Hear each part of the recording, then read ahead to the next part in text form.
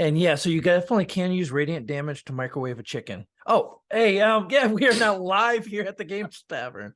Well, glad to have you all back for some more dirty deeds coming on today, where a bunch of us nerds get together and roll some dice and try not to die. If this is your first time here catching us on Twitch, make sure you go ahead and follow so you can keep up with everything the Games Tavern has going on throughout the week. Also, you can subscribe to and help support the show, the cast, and all those tech goblins working very hard in the background to keep everything running nice and smooth here. Before we go ahead and talk about what happened last week, however, though, we do got a few things just to remind everybody about. I think we got a little bit about some Amazon. Yeah, first thing, if you've got an Amazon Prime account, you also get Twitch Prime gaming subscription. So you can go down to the bottom, click the button, and you can subscribe to the Games Tavern. Subscribing, you get the subscriber-only channel in the TGT Discord. You get some fancy little things you can use in chat, all sorts of fun things. Plus, like Phil said, you support all of us and all of the goblins in the background. And it takes a host. It takes a whole horde of them. So we got to keep them fed. Yeah, come make sure you hit that button, subscribe, come back next month and re-up that subscription. We love to see you here and make some noise in chat. Next. We have thank you so much to our lead sponsor tonight, Shard Tabletop, for sponsoring the show. Check them out with our link in chat. It is the best place to play your games. You can access rules and adventures and other supplements. It also has digital tools for both DMs and players, such as character builders, digital character sheets, and all sorts of other tools, like your own spell effects that you can customize. We think so highly of it that it is the official VTT of the Games Tavern. So follow our link in chat and use our promo code TGT Shard20 and save 20% on all subs. I need to hear that once again. I know, I said it once and I'll say it again. I'll say it as many times as y'all need. 20% on all subs. TGT Shard20. 20%. 20%. 20%. Stream Loots is live at the Games Tavern. Follow the link in chat to pick up your Games Tavern packs. These cards can be utilized to help out the characters of the show with things like inspiration for the entire party, granting a luck point for a player, or other collectible cards. You do need to say this next part too, by the way. Oh man, I thought I could just once. There is a card to grant inspiration to the DM if you feel like being charitable. Yeah. You can't leave that part out because, DMs. I didn't want to give anyone ideas, but whatever. Yeah, I haven't seen it happen yet, but one of these days somebody is going to be the first. Maybe coming up soon because last week our crew were on their trip to Kenran for a quick stopover on their way into the Mournlands to confront Asrier, the old mentor of Steel, who seems to be running this army of Warforged that are hell-bent on destroying Corvair. As they were traveling, however, they noticed that there was a mysterious shadow traveling along the ground beneath them, almost like a shadow of a ship that they could not see in the air. For the first couple days, this shadow followed them. I think at one point, Echo decided to throw a watermelon at this shadow, managed to actually hit it from 800 feet up, and nothing seemed to have happened. Halceris, using his deep magics that he has, flew down towards it one day and it disappeared prior to him arriving. But then on the third day, the shadow was no longer on the ground. It was actually within the clouds. So once again, reaching down deep, Halceris used his magic along with Steel to make Terran invisible and able to fly. And so he flew up into the clouds to try to investigate this shadow. When he arrived, he stepped onto a deck of a shadowy ship. Not seeing anybody around, he's looking around the top deck of the ship. He saw the captain's quarters went to the door, opened it, and saw two female drow who looked up from what they were doing at the door. Not sure if they saw him or just the fact that the door had opened. He was trying to gauge what they were about when he came out of the cloud and the shadow was gone.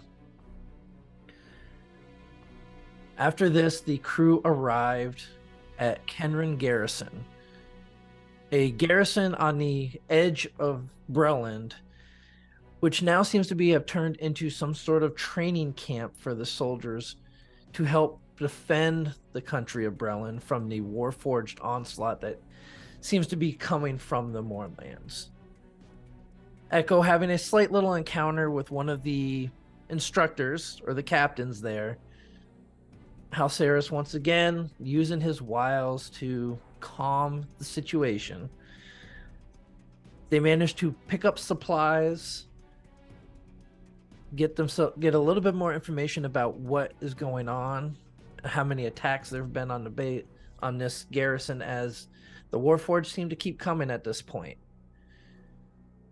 They've got several barrels of scrap metal that they have decided to put together that they plan on using for bombing runs, possibly even heating up the metal within to try to fight off any Warforged that they have to deal with on their way to the city of Making, where the last Creation Forge and Azrir waits for the crew.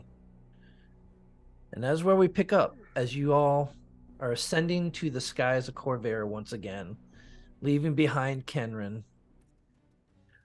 What is it you all are doing as you lift off into the air?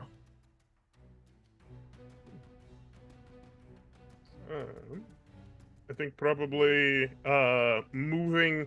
We have our new artillery, essentially. So Halceris is below decks, moving our food stores and our proper storage like away from our drop bay, essentially. Okay.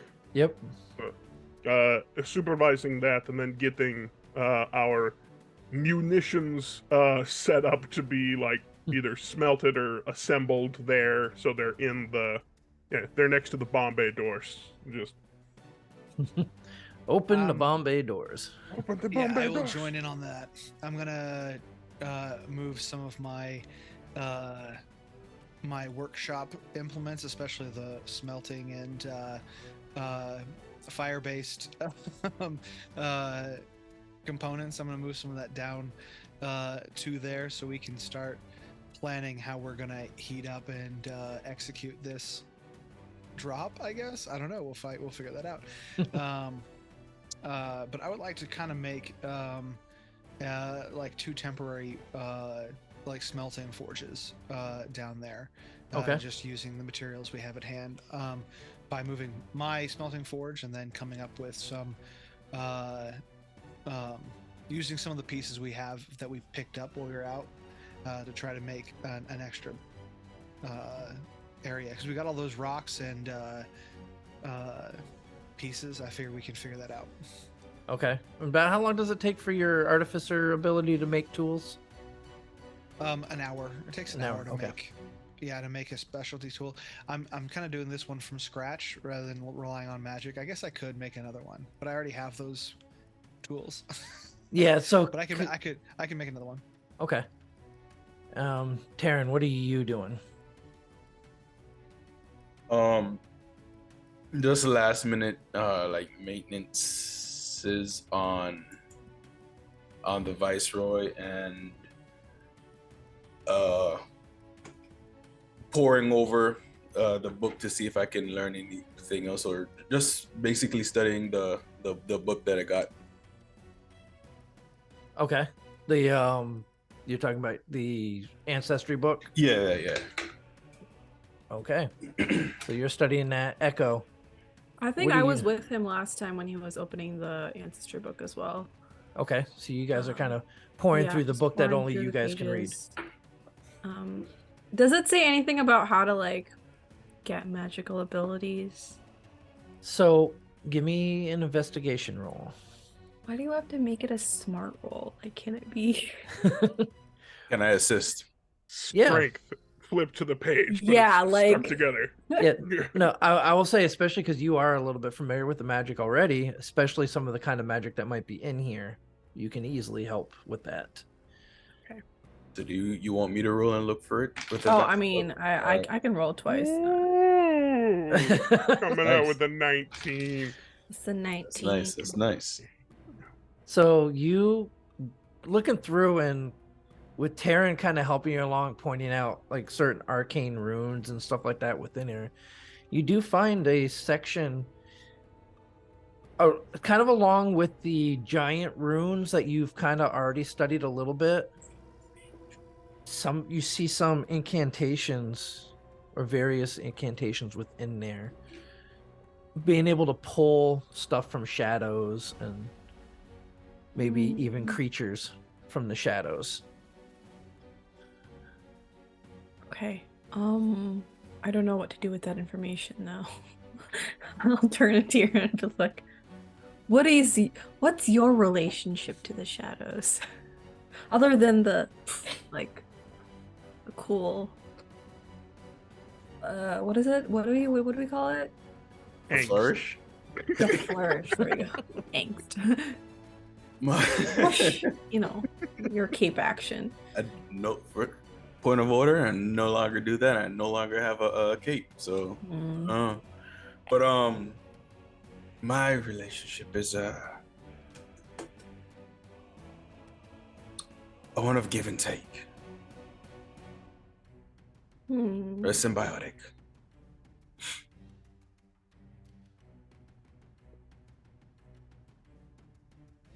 Okay, but like, where do I get this symbiotic relationship? Like, how do I get that?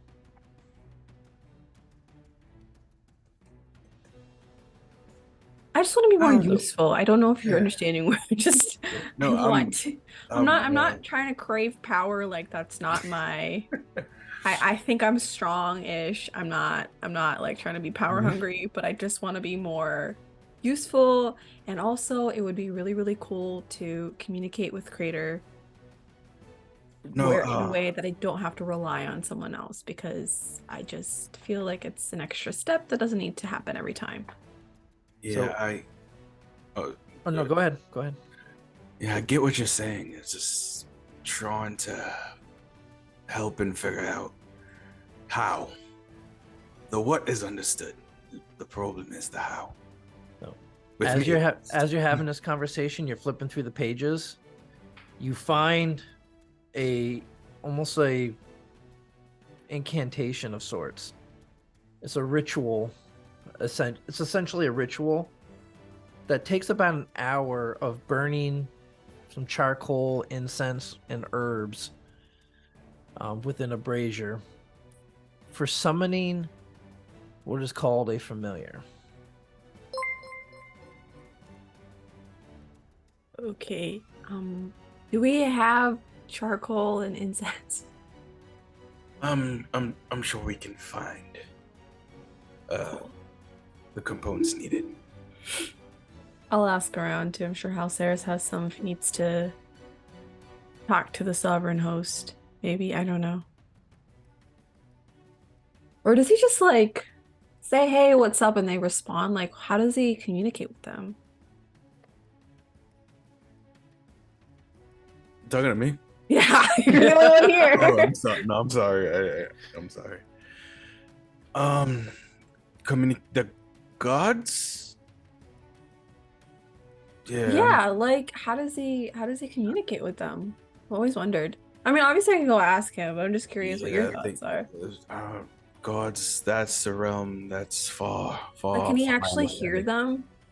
I doubt it. He just speaks out into the ether and they answer. Maybe? I don't know. That one's a bit harder. So maybe I should definitely go ask him. Yeah. All right. Well, I'll work on all of this. You can go there. okay. And I like bye. And I head up. Okay. You find Halceres currently in the process of directing some of your crew to move barrels into certain positions. I take notes because I'm also his I label myself as the protege, so I'm like, oh, okay, good point. Moving barrels, important things to do as a captain. So, Halceris, you're not actually moving the barrels. You're No, directing. no, your telling crew. them to move barrels. Okay. But I'm just saying this action is very Yeah. important.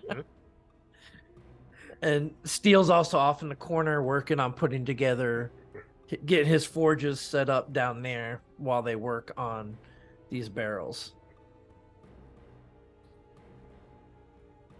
Okay. Well, I mean, does he look busy? Because if he's busy, I don't want to interrupt. Oh, I mean, Echo, what are you doing down here? Just observing, you know. Do you need something? Yeah, but like if you're in the middle of something, I don't want to interrupt. We can totally talk about it later. I think no, it's fine. Rickler, you have this all in hand. Hi, Captain. I got it. Sure. What do you need to talk? Do we need to go to the chamber? The what do we call it? The room. Chamber. The chamber. The mess Yeah. hall. I mean, well, it's the The captain. captain's. Below The captain's deck. quarters. Oh, Yeah, quarters. it's good. The war room. Yeah. The Whatever you all want to strategy call it. room. The strategy room. Oh. Sure. Strategery room. Strategery. You wish to go to the strategery room? Sure. Okay. Well, go to the strategery room. Okay. What can I help you with? So, how do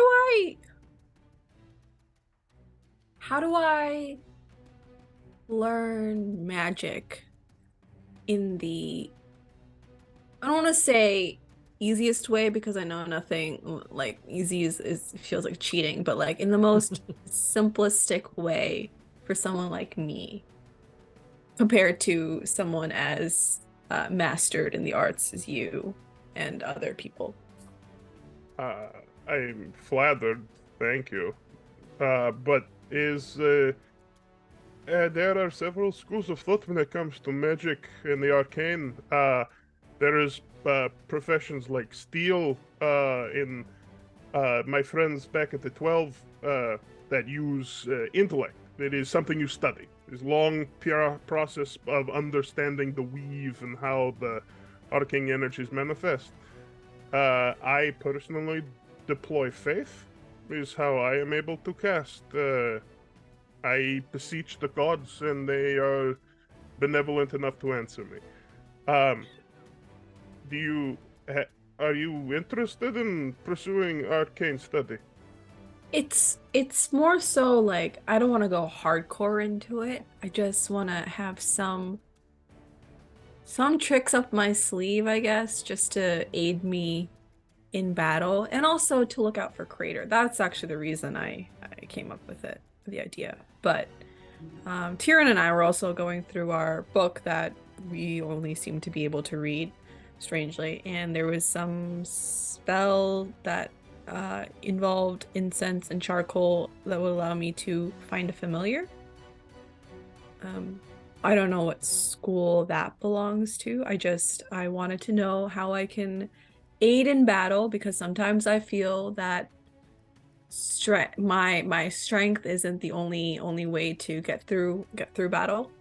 And sometimes I feel really far away and you all have abilities to kind of wave your fingers or like call upon someone and like really cool stuff happens and I'm just there whacking with my really cool double-bladed scimitar. Don't get me wrong, it's just, you know, I want to be able to contribute more. Sure. Do you have the book? I'm interested. It has arcane Hang on, sigils. I'll like zip out, go get it, and then bring it back. So you go into the room and Taryn's kind of there reading it. You just kind of grab it from him. Sorry, I need the spy. Okay. And I go You give just to snatch him. it out from Taryn and he's like, I literally do. I'm gonna bring it back. Like again, we're the only ones Yep. who can read it, so it's not going anywhere. So I give it to Sarah. Okay. I look of. Show me the page that you have seen. Arcane sigils. Like scroll through the pages somewhere Yep. here. and You then, find like, it pretty easily. Yeah. So I look at it, and I cannot see the iconography. I cannot make it out. But I put my hand on Echo's shoulder, and I cast Soul Borrowing. Because we've Yep. used it once before, and it's allowed me to use her sight. Yep. So. Because you're able to I- pull a piece of her soul into you temporarily. Mm-hmm. So I look. Yep. And so Indeed. yeah, it is a instructions on how to cast the Find Familiar spell. Yeah. No, this would definitely work. I can teach you how to cast this. If you have it written like this, it is actually It is like a recipe. You just follow instructions and yeah, bada bing, bada boom. But Okay. so yeah, we could accomplish this. As I say it, I'm flipping through other pages and just like, could I borrow this book for a moment? Sure. There was something about shadows too, and then Tyrion went on about give and take, and I don't know what to make of that, really. And then Well, I can see what he means. This is very interesting. So yeah, House Aris takes a couple minutes. Okay. Give me I an go into investigation. my investigation. Okay. Yeah. I'll give myself my luck point. This seems like a good thing to win. Investigation. Yeah, I'll guide myself too. Okay. I don't think I'll need it, but I'll take what I can get. I want all the secrets. 19 plus a D4 will come out to be 21. 21. Okay. You go through and you're finding a bunch of stuff about like engraving of runes that were created by the giants a long time ago, granting powers. And you kind of see the part, and now Echo's ability to grow big. Sometimes you kind of, oh, that's where she got it from. Okay. Mhm. And you go through, you find familiar spell, and you're going through, and there's a bunch of other spells in there that you've never seen before, all of which seem to deal with shadows. One of them that kind of stands out to you a bit is a spell that if you cast it upon yourself or others, anytime that person falls in battle, shadows will come from them to avenge them.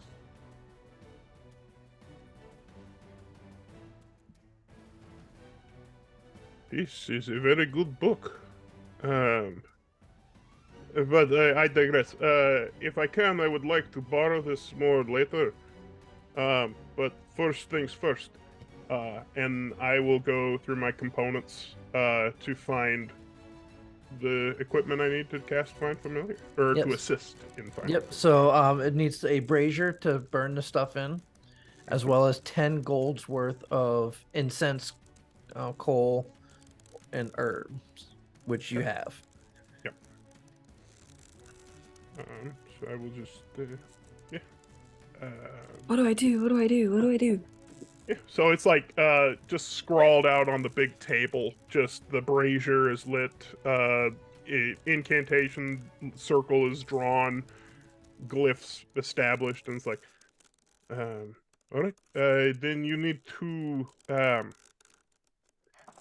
you understand. You need to generate power within yourself, and then let it flow in you. And then through you into the circle. It's not gonna hurt, is it? No. Probably not. But What? it should be fine. It's gonna feel weird. Okay. Wait, the other thing I was curious about. So this, I want Crater to be my familiar, but I don't want her to feel uncomfortable with the idea. Should I ask her? I think perhaps you could. I think that the benefit is probably fine. In the fact that if you make Crater your familiar, then she will be not impervious to death, but survivability greatly increased. She'll still like grow and like be kind of normal, right? Like there's nothing like changing her too much. If after this is all said and done, we can speak with Crater again, and if she would like to be released, there is clause to release a creature from your service. Cool. All right. Got it? Okay. So Okay. we... Hold on. I run downstairs and grab Steel and I'm Tyrion. like holding on to the table. I don't know anything about this, so an instruction is like it's super significant. I'm like, okay. Yep. I don't know run this part down. of the spell. You're right there. Be right back. Run downstairs real fast. Like proud Papa moments. Like, Echo is casting a spell. Quickly, upstairs. Bustling bustles. Oh, no. All Baby's right. first spell. While he's gone, I'll be like, I don't know who's up there. I think Halceris calls you the sovereign host. I don't know if you go by another name, but just help me out, make this work, please. Thank you. Yeah. Okay. So, Taryn, Halceris bursts in, says this. You go running after him? Yes. Okay. How about you, Steel? Yes. Okay. So you all come back in. Sarah, does she need any components or anything? I've got parts and bits and stuff. It might be good to have backups later, but I used my own supply for this one. But we are good. Running follow. Okay. And so the menagerie follows too. Okay. Just a cacophony as we run down the hallway. Halceris just running with a big old smile on his face. So you all arrive back at the cabin. I'm gripping the table because I was told to hold on. You see Echo's just focus, like getting her nerves are almost starting to get the better of her, but she's ready to go. You guys say anything to her before she starts? Just breathe.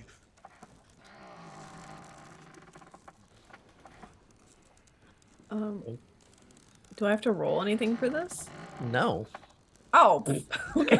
So, as you begin, you start going through the different incantations with this spell. The spell takes an hour to cast. Oh. But as you do, you say an incantation and you throw some of the incense in and it smokes up. And then you say another line and then you throw some of the coal in. And then some of the herbs. As you start to go through this, the first couple minutes of the incantations, you don't feel like anything's happening. And then you just see the shadows in the room start to circle. And as you continue through 10 more minutes in, the shadows are starting to move their way in, almost starting to circle around the brazier in towards the center. And you go through, and as you get towards the end of this, the shadows are now just swirling, almost like they're rising above the brazier. And then you have your last line of the incantation. As you finish it, you feel a surge of energy from within you that you've never felt before. Almost comes out of you into the swirling shadow. And then it drops to the floor right next to the table. And you see it rise up and start to take the shape of a baby raptor. And as it starts to solidify, you see Crater sitting there, just starts looking around, and then looks up at you. Hi. You hear the squeak and the grunts coming from this baby raptor, but in your head, hi. We can speak. You can understand me? Yes. Okay, don't freak out.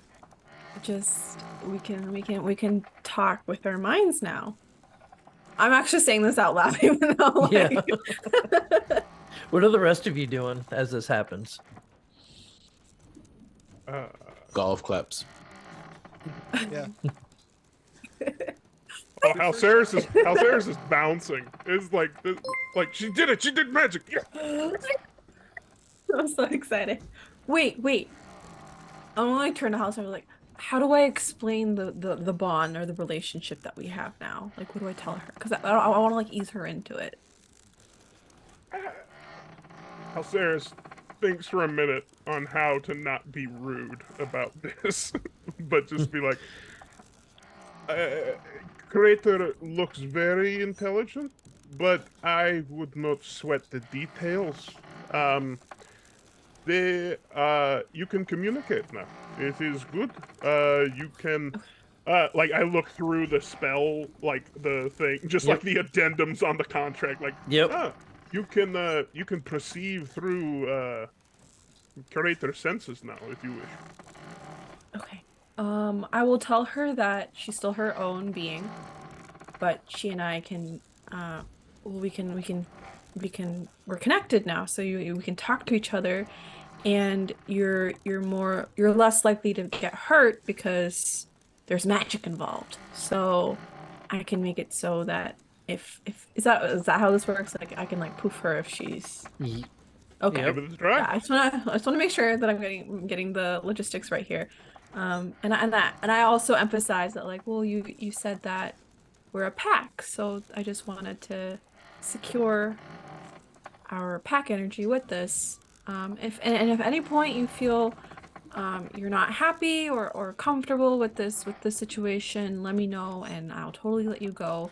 I worry about you because I know this is a different environment for you and there's a lot going on, so I just want to make sure that you're safe and protected, but you also get to be your own awesome self. So, as you finish communicating this to her, or you're still saying it out loud? I'm saying it out loud. Yeah. As you finish saying that, all of a sudden your vision kind of blanks real quick, and now you're looking up at yourself, and you see yourself. You see Halceris just kind of bouncing up and down behind you. Taryn and Steel just giving you that little clap.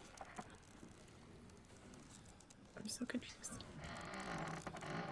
And then your eyes kind of blink and you come back into yourself. And you realize that you were just seeing through Crater's eyes. Is that how you see us? Is that how I look like?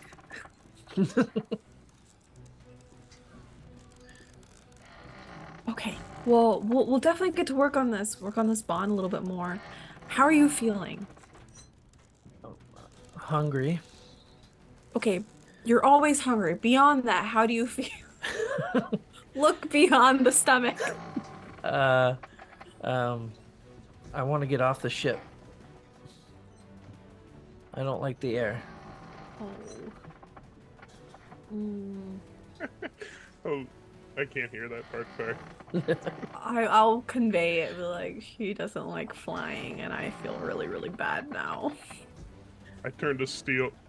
He's Crater, not part bird. I don't think that's What exactly do you how think it would works. make you feel better? I know I really wish we were on ground too, but we're traveling, so this is our means from getting from one point to another. What do you think would make you feel at ease? As you communicate that to Crater runs over, starts climbing up your leg and up into your arms, I hold her. and just nuzzles up against you. Does this make you feel better?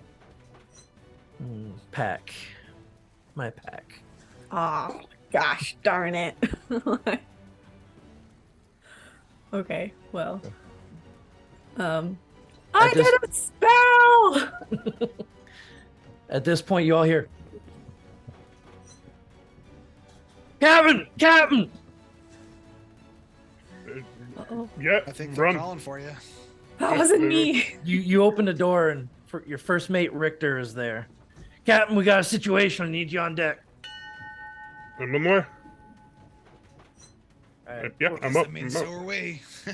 Follow. All right. How about you, Taryn? Echo? Yeah, I'll follow. I have a question really quick. Yep. When I poof, if I poof her, do I have to cast a spell to bring her back? No. The only time you have to recast Find Familiar is if she gets reduced to 0 hit points and she poofs out that way, or if you want to change her form. Okay. And where does she go when I poof her? It's Some magic happy place. Who knows? pocket dimension. Yeah, a pocket Okay, dimension. but I to can where she's- poof her back. Like I could just bring her back immediately. Yeah. Okay. I'll Yep. tell her like, okay, so I have an ability, I think, to send you someplace. You won't be in danger there, but if you feel uncomfortable here, maybe that place might make you feel more at ease. So I'll send you there for 1 minute, and I'll bring you back, and you tell me how you feel. And if you feel comfortable there, then when we're traveling, I can keep you there. How does that sound? Oh, okay. All right. Keep her safe. And as you do that, you see her form just turn into shadow and just kind of almost drop like fog. Okay. And I walk around pacing for a minute, and I'm like, Okay. Well, so as you're doing Please. that, everybody else is running up on top of the deck. As you get up there, you hear the guy up in the crow's. Well, no, you guys don't really have a crow's nest, but you see a couple of people with spyglasses towards the front of the ship, calling back about a large host on the ground. I take the spyglass from one of them. All right, you go over there. You guys are currently 800 feet up in the air.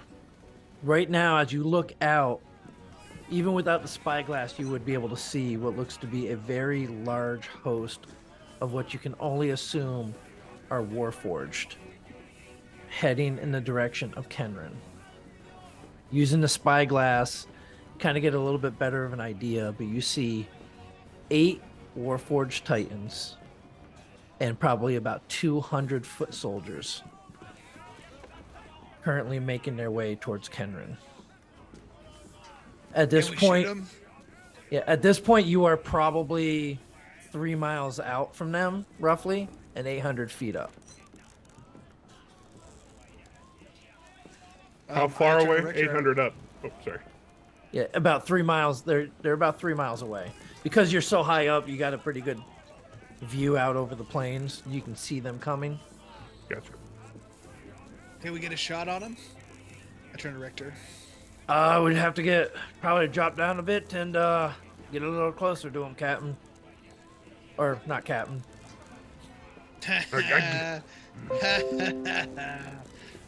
At this point, they kind of think all of you are captains. I dissuade them of that opinion. Excuse you. There's only one captain. Understood, Richter. Yeah, we will have to get closer. I look to Steel. I mean, at least we can have a run of our new artillery. Yeah, that's fair. What do we have as far as ammunition? Like, what do we have stockpiled? Because I know we stocked up before we left.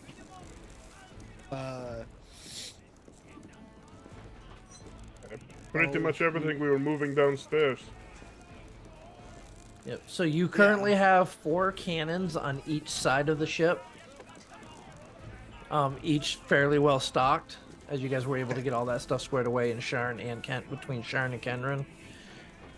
And if I remember, you have 8 barrels of scrap. Or no, 6 barrels of scrap, 2 barrels of rocks. Those new cannons, they did a number on those. On the Titans. The Titans. Okay. Well, let's give that a try. Can we get down close enough that we can launch without getting hit? Do you think? Yeah. How far is the range of our cannons? So the range of your cannons, let me pull this back up and double check. The range on your cannons is, you got 600 feet close range and 2,400 feet long range. So you can't even hit them unless they're within 2,400 feet. Yep. Which is just under half a mile. All right then, let's go bowling. I mean, that just sounds like a good plan. Right. I give Richter the all hands prepare for battle. All right, everybody starts rushing off to their position. The sailors that were sleeping, thinking that they were going to be on night shift tonight, are roused and waken and start heading all to their different battle positions. Taryn, what are you doing?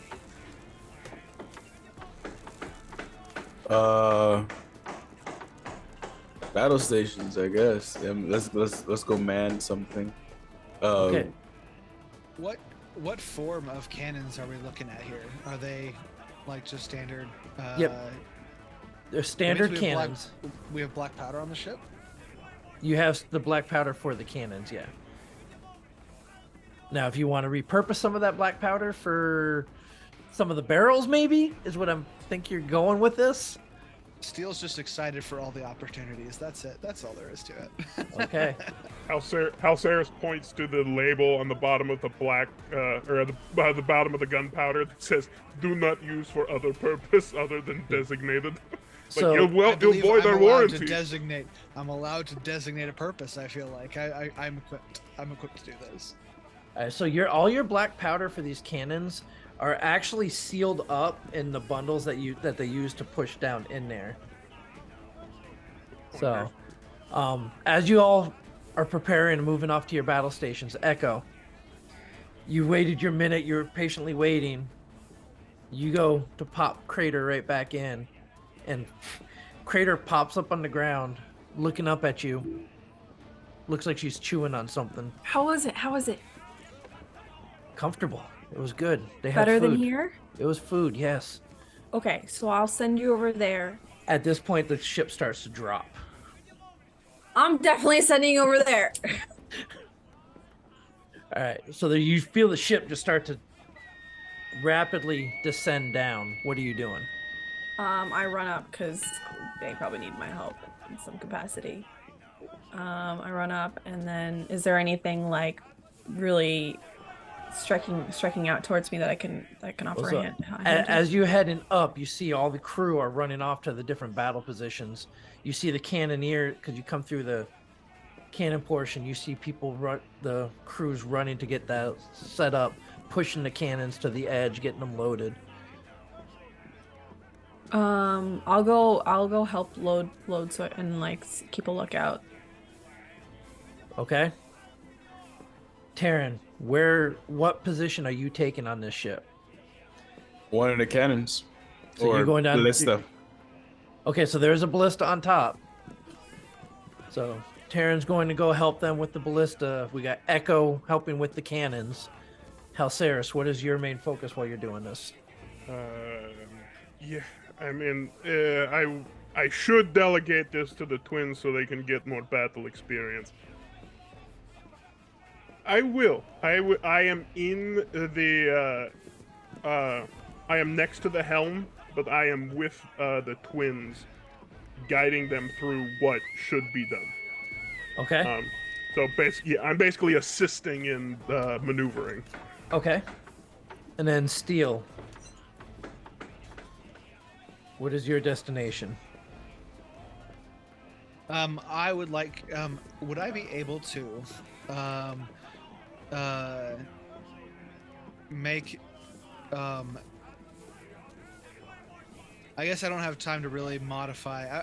I was wanting to mess so before I tried to do the repeating shot, which I do not want to do with these.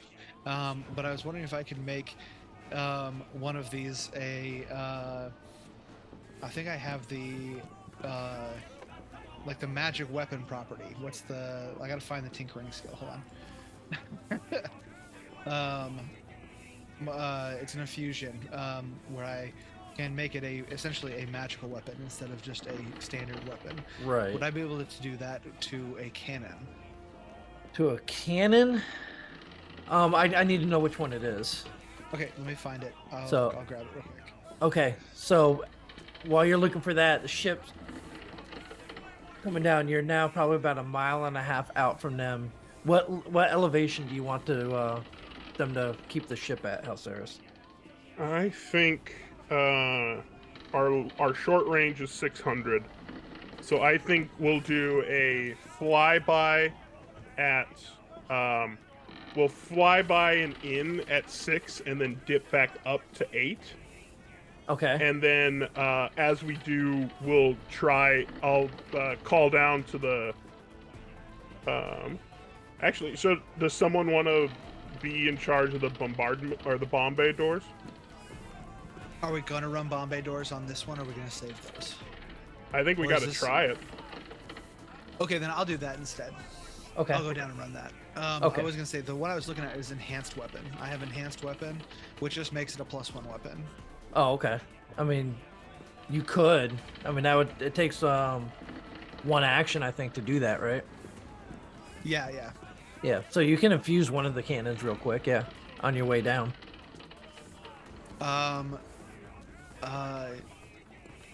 Or you could infuse the ballista. Infuse the that's a cannon tough- I'm working on, or I'm Yeah. firing. Okay, I will. I'll as I'm passing by, I'm gonna say a little incantation, and I'm gonna add kind of a mechanical aiming device to the top of it. Okay. Something I've been playing around with, and I just put it on there, and I go, okay, good luck, and I walk away. So I'm enhancing this weapon, and I currently won't have a repeating shot crossbow for the time being. Okay. At least until we get another long. Or I guess I have 2 more infusions. I could do 2 more today. I could re-infuse it, but for now it's gone. Yep. Okay. Yep. So that works. You put this like little laser pointer like thing on the top of this cannon to help with the aiming. Okay. So you all get to your positions as you. Oh, go ahead. I would say it's +1 on attack and damage. Okay. Just for echo's sake. All right. So as you get down and you are now within about 1/2 mile of them, you start to come down into the range. You see bolts of fire start shooting up at you guys. Even green bolts of energy shooting up, which you're pretty familiar with. Rose Eldritch Blasts are coming up, and they're all falling just a little short at the moment. You see a couple bolts of lightning streak up towards you, but don't quite reach the ship as you're going. And you are now within range. Or what you got, Halceris? I was just gonna take using the spyglass again. Does it look like just full Warforged throughout the whole thing? Like Yeah. There's not a okay. Yep. Then it's like I see him. It's like grab the call horn or whatever, and it's like fire all sheaves, fire all. Okay, so the way your ship is, you got 4 cannons on your starboard side and 4 cannons on your port side. Yep. So my you're only plan really is- going to be able to get 1 volley from a side at a time. Yeah. So my plan was, as we're coming in, we're going to list one way, fire those 2 cannons, and then bomb bay doors, and then on the way out, the other 2. Okay, so So go it's ahead, ebb and give me a wisdom check, or well, so this is going to be your you don't have actual piloting for airships, do you? I'm not on the sheet, but it is something Yeah. I've done a lot. Yeah, so okay, so you're going to use your straight wisdom plus your proficiency. Okay. for the maneuvering of this on this round. Sure. So I'll give a little bit of guidance. It's like, all right, enlist. And- Yep. Yeah. So you're gonna have advantage because I'm having you basically roll for the twins, Okay. and so it's all three of you working this Together. Yep. 19 plus a d4 and another 21. Okay, so you are able to actually pull this maneuver off fairly well. And so you come around to a point where you have the port side is aimed down towards this large mass of Warforged. So Echo, you have the port side. Terran, you've got the starboard side. You've got 4 cannons, Echo, one of which has a +1. So I need you to go ahead, give me the first roll for one of the first cannons. It is going to be with a +6 to hit for 3 of them and a +7 for the one that Steel has. So am I rolling for all 4 right now? Yep, so go ahead, roll for the first one. This one will be the one with the +7. Here we go. Oh, Oh, it's a 10. misfire. So that is a 10. Okay. So you see it go, and you fired a bit too early, and it went over them. My you get to- excitement got the best of me. You get to the second cannon. Go ahead and give me another one. This is at +6. Okay, 25. Okay. Give me the third one. That's going to be at +6 as well. Oh.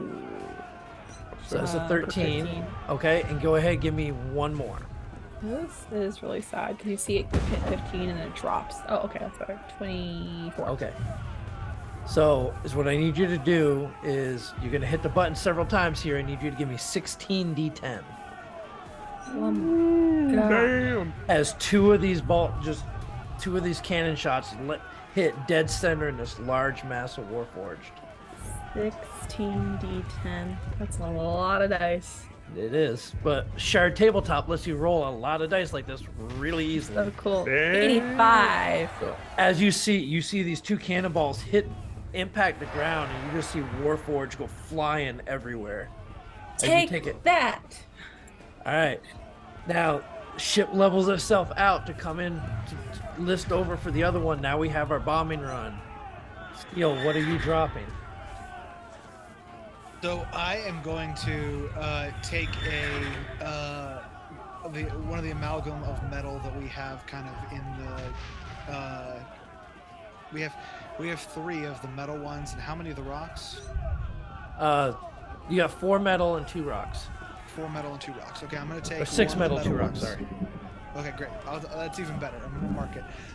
So I'm going to take one of the metal ones. I'm going to cast heat metal at 3rd level, and Okay. I'm going to heat as much of the cask as possible while they're doing the gunning run, and as Yep. we get over it, and then I'm going to shove.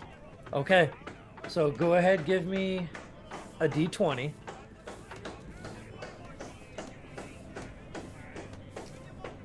Okay, D20.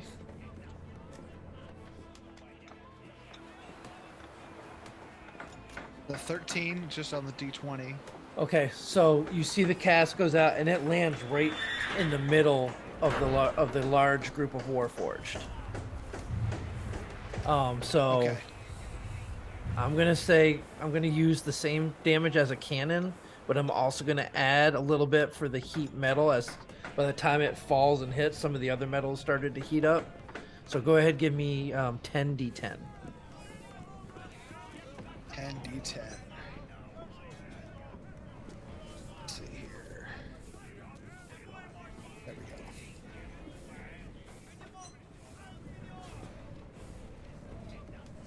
$48 points Okay. of damage. You see it as you look out the door. You see it hit, and you see some of the glowing red hot metal shoot out and just rip through a large group of these Warforged as well. They do not seem to be scattering, but you guys are definitely taking chunks out of this large force. Ship comes over, Does it- lists. Oh, go ahead. I was gonna ask, does any of them if I maintain concentration, is the metal still hot? Yeah, it looks like it. Yep. Okay. So the ship lifts up, and now the starboard side is aimed down towards this large mass of Warforged. Taryn, your turn to take the shots. All right, let's get You got 4 cannons. All of them are at +6. Can we take a quick moment to recognize that steel just made magic napalm out of metal? So Not done Not- yet. Not quite. done yet. Not quite napalm. Sure. It's just dropping burning metal. fair enough. They're +6, right? Yep, they're +6 each. First one is 15.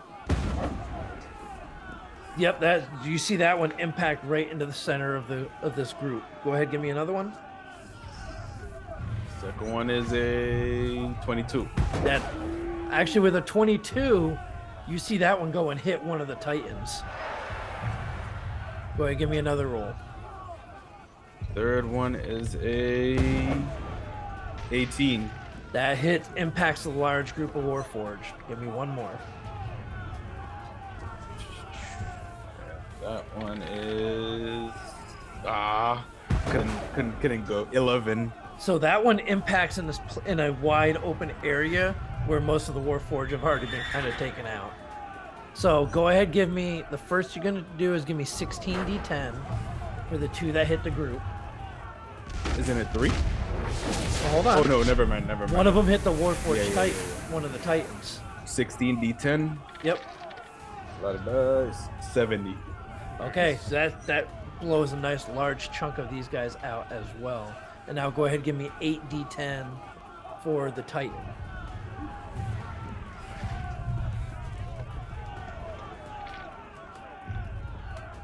$27. Okay, not quite as impactful, but still, you see it actually get staggered back as it gets hit. So I give a pat to the set that hit the Titan, just a pat in the back and a thumbs up for the other 2 that hit, and then the guy that misses just do better. All right. So, you see at this point, you see a couple lightning bolts come streaking up at you. You see more fireballs and firebolts, but you seem to be just out of range of all this. Halceris, what's your next maneuver? Yeah, so it is like, yeah, so dip in, come back up. So now we are, I mean, it's not flashy, it's not, sporting, but we are going to reload everything and do it again. We're just going to kite these people. I mean, we do not need to take any damage, and we actually, before we do, while the cannons and the ballista are reloaded, maneuver the ship just over a large chunk, and the bomb bay doors don't need propellant; they just drop them. So I just call the steel to just drop another one while we're reloading. Okay. So I will say you can drop a second barrel if you wish. I'm going to try something slightly different this time. Okay. I'm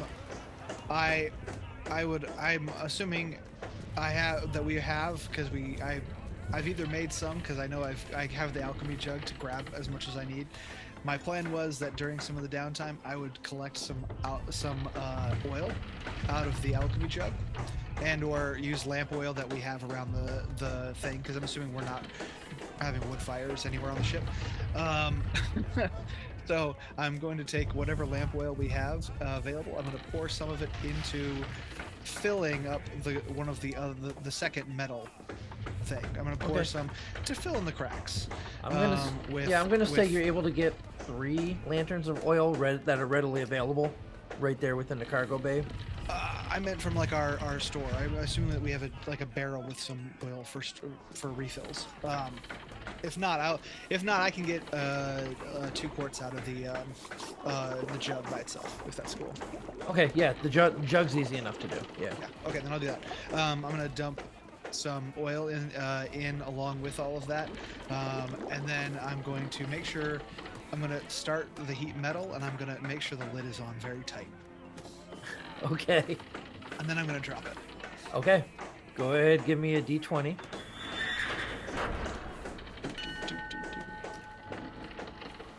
I lost Shard. Where'd it go? There it is.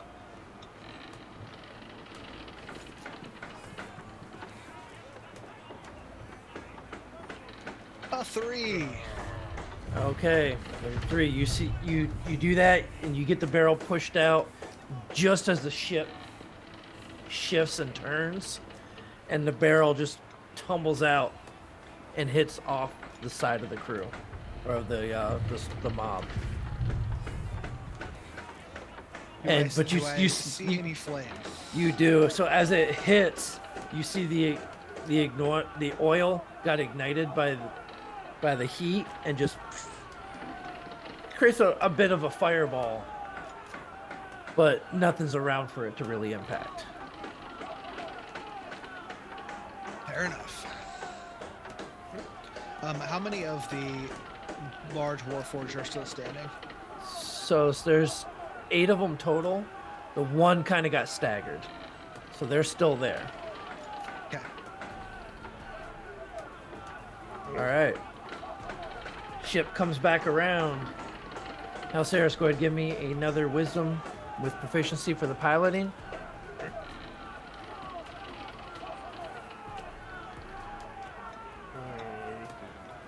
You do have advantage because of the twins. Dirty 20. Okay, dirty 20. You're able to maneuver the ship again. You kind of come up and swoop back down for the attack run. Echo, we are back to you. You got 4 cannons, 3 of which are +7. Nope. Or no, other one way is around. +7. One is +7, 3 are Gotcha. +6. Yeah. It's what I meant. All right, rolling for +7 first. Womp womp. Okay, It yeah. literally hit 20 and then it went 1. So that one, as it goes off, the ship jars real quick, and the cannonball actually hits the side of the window or the porthole Sorry. and kind of rips part of the wood off of it. Oh my god, I'm so sorry. Can't hear it right now, but if there's just a bigger hole, I'm gonna be pretty upset. That's not on me. So that's a 14. So that actually impacts into the large mass of them. 20. 20. A 20 hits one of the Titans. And come on. Nat 20. Make it happen. Show me the money. No. That's a 14. That hits the large group as well. So go ahead, give me another 16 D10 for the group. Okay.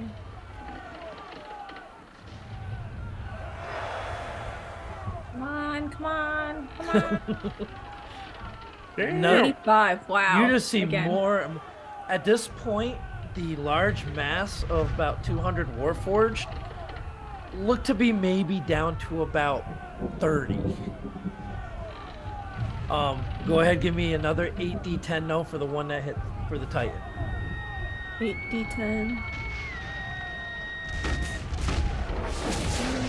Oh, there's a couple ones there. That's not fun. 39. So with that one, you see the Titan that had got staggered before. This one just lands right where its head is and just caves it in, and you see it just drop. Boom. All right. We are now up for another bombing run as the ship levels out over the remaining Warforged, and particularly over the Titans this time. At this stage, I think I am going to pause on the bombing run because we have a good test run of what we can do, and I have some ideas for what we're going to do when we hit our major issue. But I also noticed there are some big guys still standing that are a problem. Yep. And I'm going to go help Echo. Okay. And I will take the magically enhanced one, please. Quick, just thing. We still have the lawn darts to try out, don't we? Did we get any made before this point, or is this? I thought we got a I few haven't- made on our run. You did didn't get we? some ballistas that you were going to use, that you were using for lawn darts, basically. I will try. I will test a lawn dart before I do that then. Okay. So you and the crew members that you have helping you grab the lawn dart or a large ballista and line it up, and you drop it out of the ship. Go ahead, give me. I'm going to give you a +6 on this one as well. So I will let you use your intelligence, however, because you're calculating the trajectory and all that. Line it up. Line Okay. it up. And I'll give you advantage because of the fact that you got the crew helping you. 10. Okay. You see it go down, and it goes right back behind one of them, and it looks like it buries itself in the ground. You said so. It's a +6, right? You said. Yeah, so that's a Yeah, 16. Yeah. Yep. So it didn't. It just missed the back of one of these titans. Okay. All right. That was. Can I quickly make some technical analysis before I move on? Because that's gonna be my only lawn dart. How well did it look? Did it at least land point down? So no, it landed point down, and it looks like it buried itself half into the ground. So it looks like if it had impacted, it probably would have done some massive damage. Good. We will use this on a tower or a vehicle, something. We'll get there. All okay, right. moving on. I'm gonna go up and join Echo. Okay, Terran. Ship list over to the starboard side is now aimed down at these 7 titans and the remaining few warforged. All right, let's see what we can get. Let's see what we can get. D20 +6. 21. Hell yeah. So that slams right into one of the titans. Give me the next one. 6. Something good. 22. Same Hell titan. yeah. Come on, give me the next one. Come on, give me something good. Give me something good. 15. So that hits the small group of warforged that are remaining. Go ahead and give me one more. Last one. And that one misses. So But- yeah, I just yell out, converge, reload, converge, converge. All right, so Two of them 16 D10 for the titan. And then just shaking my head at that guy who missed again. It's the same guy every time. It's the same guy. Same guy. God damn it, Terry. Get it together. We're gonna have to swap you out. 81. Okay, you see that one titan just get blown and get knocked onto its back. And go ahead, give me 8d10 for the small remaining group. We'll see if you take them all out. 43. You do. So Ah, you see that the large mass of Warforged, like regular sized Warforged, are just scattered all over the field right now. All that's remaining is these titans, which it seems like only 6 of them are remaining at the moment. Halceris, what's your next maneuver?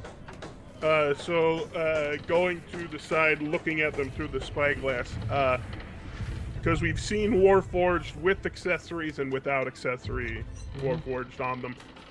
Do these, are there still, like, bolts of lightning and stuff being thrown at us? Yes. Okay, so they're attached. Are they the ones that are attached to the Titans? Yep. Okay.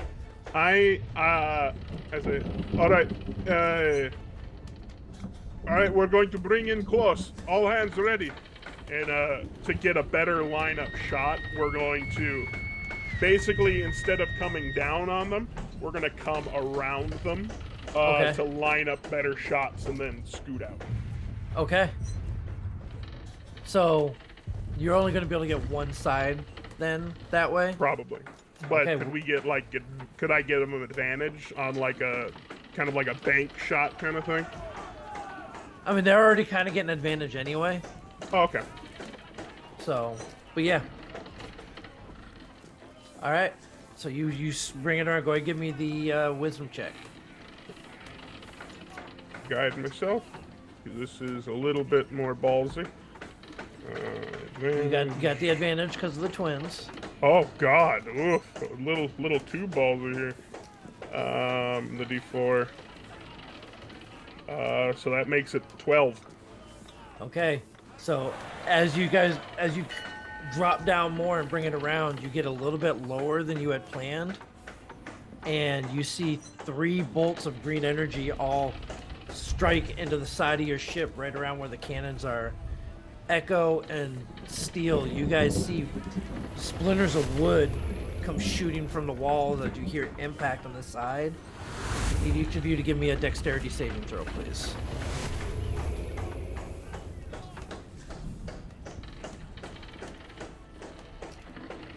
Okay, I got a 15. Okay. And Echo.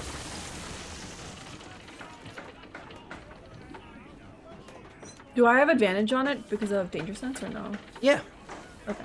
Well, danger sense is it's not just when you're raging; it's always. So. Yeah. Okay. Yeah. 18. Okay, so you guys are able to kind of duck out of the way, but you do see a few of your crew get sprayed with splinters and stuff, and so some of them got cuts and gashes on them from where this wood splintered into them. So that will actually, they will not get advantage on these shots.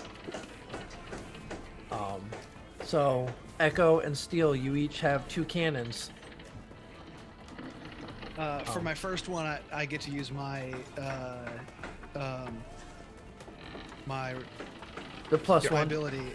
Well, it's not just it'd be because it's magic. I get to use my intelligence modifier plus proficiency because it's a magic item and I'm an artificer. Correct. So you're still using the cannon statistics though. Yeah. So because I'm using one of my infused items, it basically allows me to be proficient with this weapon. That's why I make it magical. Okay, so it's gonna what your proficiency is what, a 4? My total for ranged, it'd be the same as shooting with my crossbow as far as the bonus would be. Yeah. It'd be So a- you're gonna have a plus 11. Okay. All right. 27 to hit. Yeah, that one hits one of the titans. Go ahead, and give me the 8d10 damage. Okay.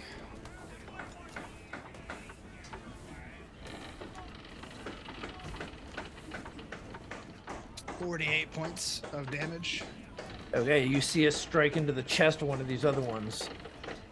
Now we got the other 3 cannons that are not infused. So I roll for those? yeah. So we'll go with you for those, Echo. Okay. There's no longer a large crowd, so it's only going after the titans right now. Okay, so is this just the +6 then? Yep. Okay, So that's, that's a a 19. 19. That one just misses. This one definitely misses. That one misses. Come on, please. The 20. And the 20 hits. Okay. So go ahead, give me 8d10. Wow, and welcome Raiders from guest Quest Junkies UK. Welcome to the stream. Right now our crew here is actually in an aerial combat. They're flying an airship attacking a large Warforged army that was approaching on the ground. So welcome, you came just in time for some fun here. That's 45 damage. So 45 damage from the cannon into this next Warforged Titan, and you see it was the one that was trying to work its way back up, and it just gets splintered and splattered all across the field. So you now have 5 Warforged Titans remaining. All right, Taryn, you're on the one side that you guys did not get lined up for a shot on this one. So what do you want to do? Just get ready. No.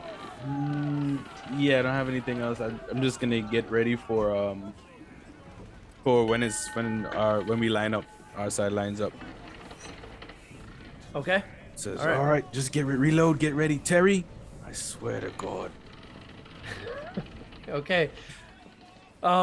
Give me intimidation.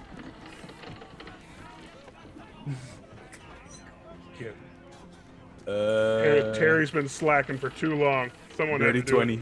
Terry will get advantage on this next shot. Okay, Halceris, what is your maneuver this time? Yeah. So, kind of fumbled on this one, and I like tell the twins, it's like, all right, it's okay. We are going to get hit. This is fighting. Just correct the turn and list, and we are going to basically pull up and then big sway back to get Tyrion lined up for his shot. Okay. Go ahead, give me your wisdom check for this with advantage. Guide again. So like, come on, kids, you have to do better. 15 and a natural gold darn 20. Okay. Isn't that what it is?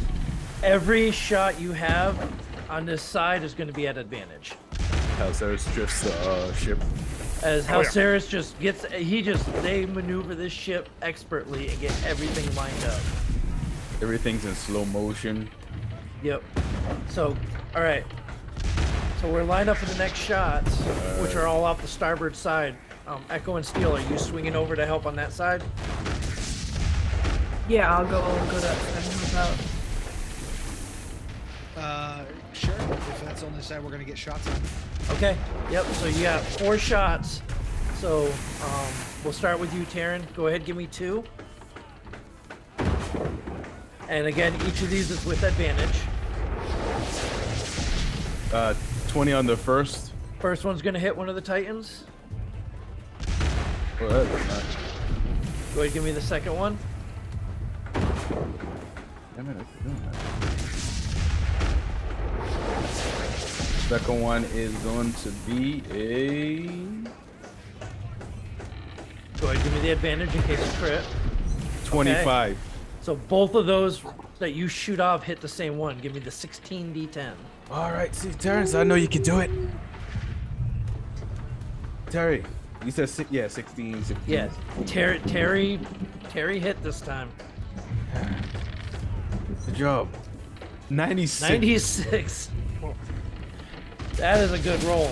As you see both these impact this Titan, and it rips both of its arms off as both rounds just hit him in the shoulders.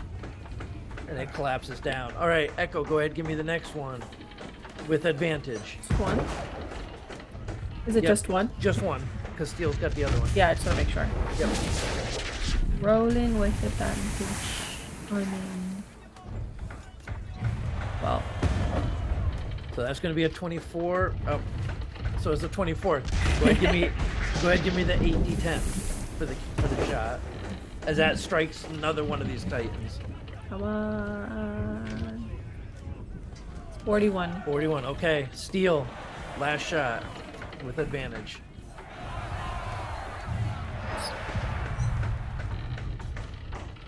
I'm glad for the advantage, but it's still only a 19. That one just misses. The first one impacts it and it moves it just out of the way of the second one that goes by. I move back to my favorite cannon. Okay, you guys move back. You move back, and over the next couple of minutes, you guys are able to maneuver around these Titans and just decimate them. After about 5 minutes total, things are now quiet. As you look down on this field, and just strewn with warforged bodies, and our Titans are all just out on the ground.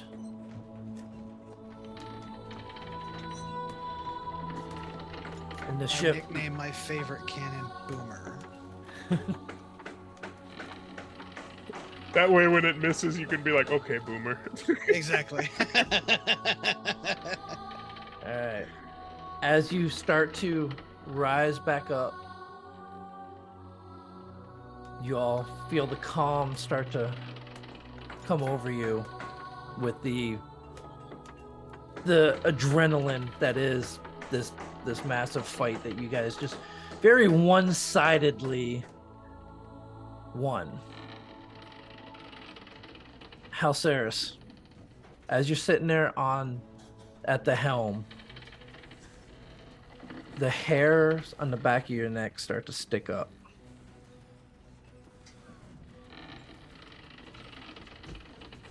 as something is out of place. Something doesn't feel right. Can I insight myself?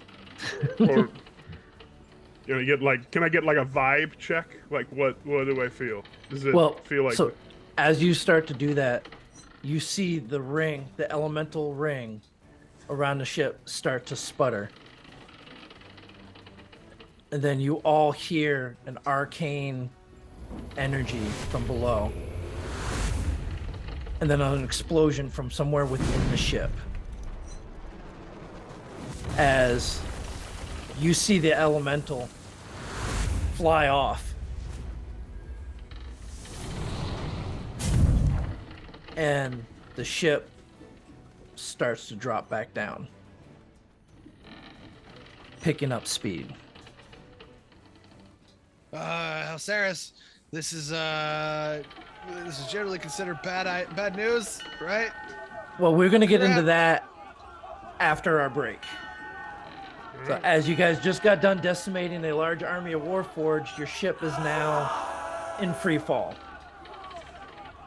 So it'll give you guys a chance to figure out how you plan on getting out of this when we come back in just a few short minutes.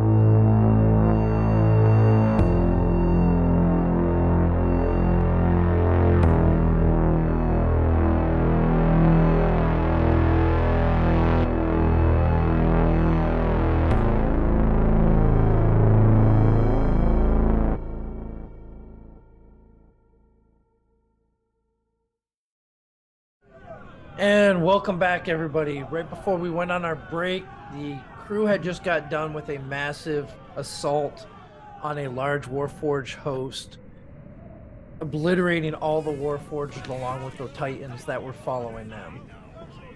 As things began to calm down, however, Halceris felt a little uneasy, and their crew heard an arcane whirl and an explosion within the ship. As the air elemental that is allowing this ship to be propelled ends up flying off, and the ship has begun to descend towards the ground. But before we get into what our crew is going to do, we actually got a big announcement for what's going on here in March. Yeah, this month we are on our way. We are on the road to GaryCon. You can reserve your spot at GaryCon 2023, the 26th of March. At the Grand Geneva Resort in Lake Geneva, Wisconsin. Register now for virtual games. Follow our link. You must register for a virtual badge to play in a virtual game. You can also get some digital swag. Several of the Games Tavern cast will be streaming a special one-shot, Death in Freeport, sponsored by Green Ronin Press, live at GaryCon on March 26th at 7 p.m. Eastern. Keep watching the Games Tavern for more announcements, as we have more cool stuff adding all month long.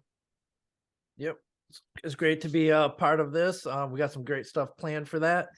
But getting back into the action here, as the ship starts to descend and accelerate towards the ground, what are you all doing?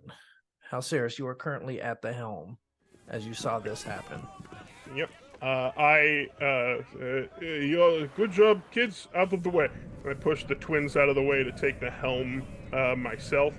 Okay. And I yell in the horn, all hands brace for impact. Someone tell me what the fuck happened to my arcane core. And I grab the wheel of wind and water, and I'm just like, it's basically like a descending plane. I'm pulling back on it as hard as I can to like try to control the descent. Okay. Echo, what do you... Back. Oh, Heard, Captain, and I'm gonna run to the core and figure out and go take a look at it. Okay. Echo, what are you doing? Does anyone look like they're in peril? So the ship is falling.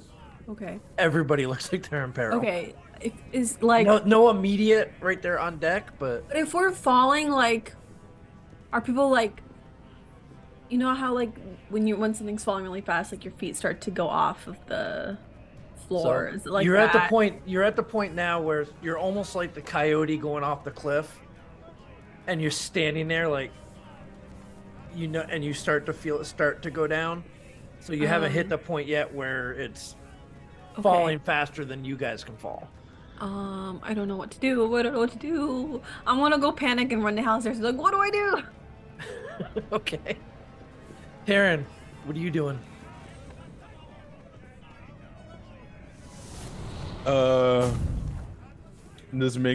Just following the captain's orders and reiterating. Brace! Okay. And hope no one, flies off the ship again. Quick, Yep. just question for obviously air travel in Sharn, in Eberron. Is Featherfall coins just like standard issue aboard a ship? Aboard an airship, generally, yeah, you do know that every member of your crew has a Featherfall coin on them. Essentially life jackets. Yeah. Like that's what they are. If something like this was to happen, because it's not unheard of for ships to fall out of the sky from time to time for various reasons, Sure.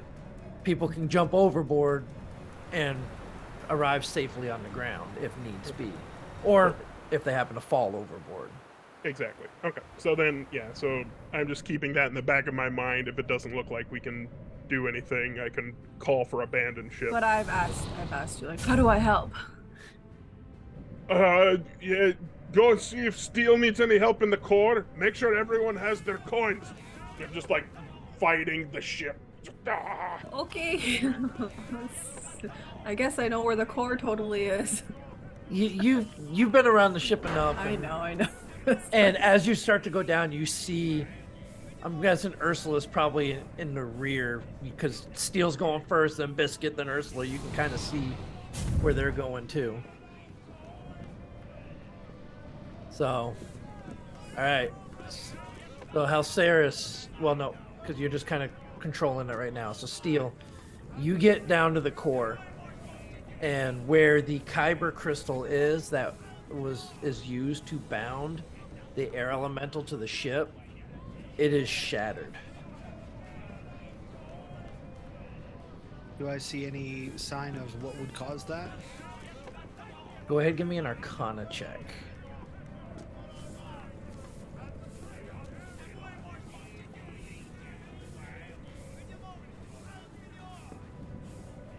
$22.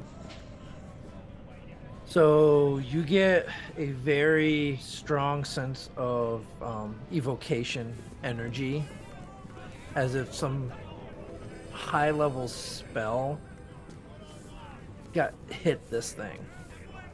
Do I see anything in sight that would give me an impression of where this spell came from? So you see, kind of on the wall in one of the areas, a patch of the wood looks like it has just been turned to dust.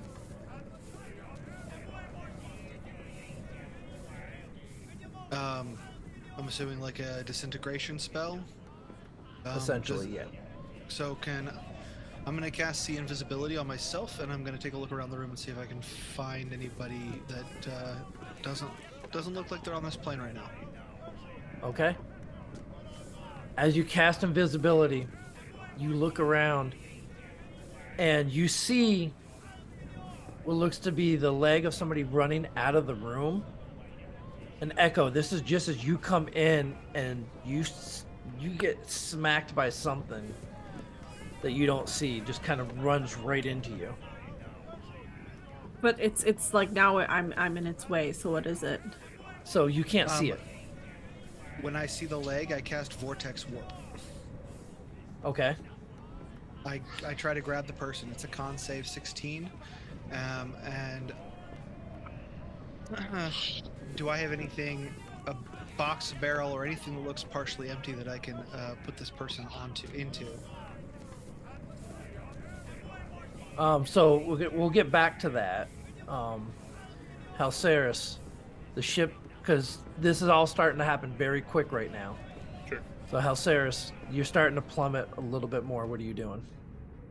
Yeah, I'm trying on the controls. As we're falling, are we falling down Straight, at an just angle? Straight down. Straight Plummet. down. Yep. Plummet. You're, Okay. How high are we? you got up to about 700 feet, so you are at this point down to about 650, and picking up speed. All right. Then, yeah, I'm trying essentially to keep it going. I tell the twins to look at, hey, get your coins. Make sure everyone has their coins right now. And I yell into the horn, all hands be prepared to abandon ship. And I'm all hands, just trying to like keep this thing together. Okay, give me a, well, because you can't really control it because you're not flying anywhere.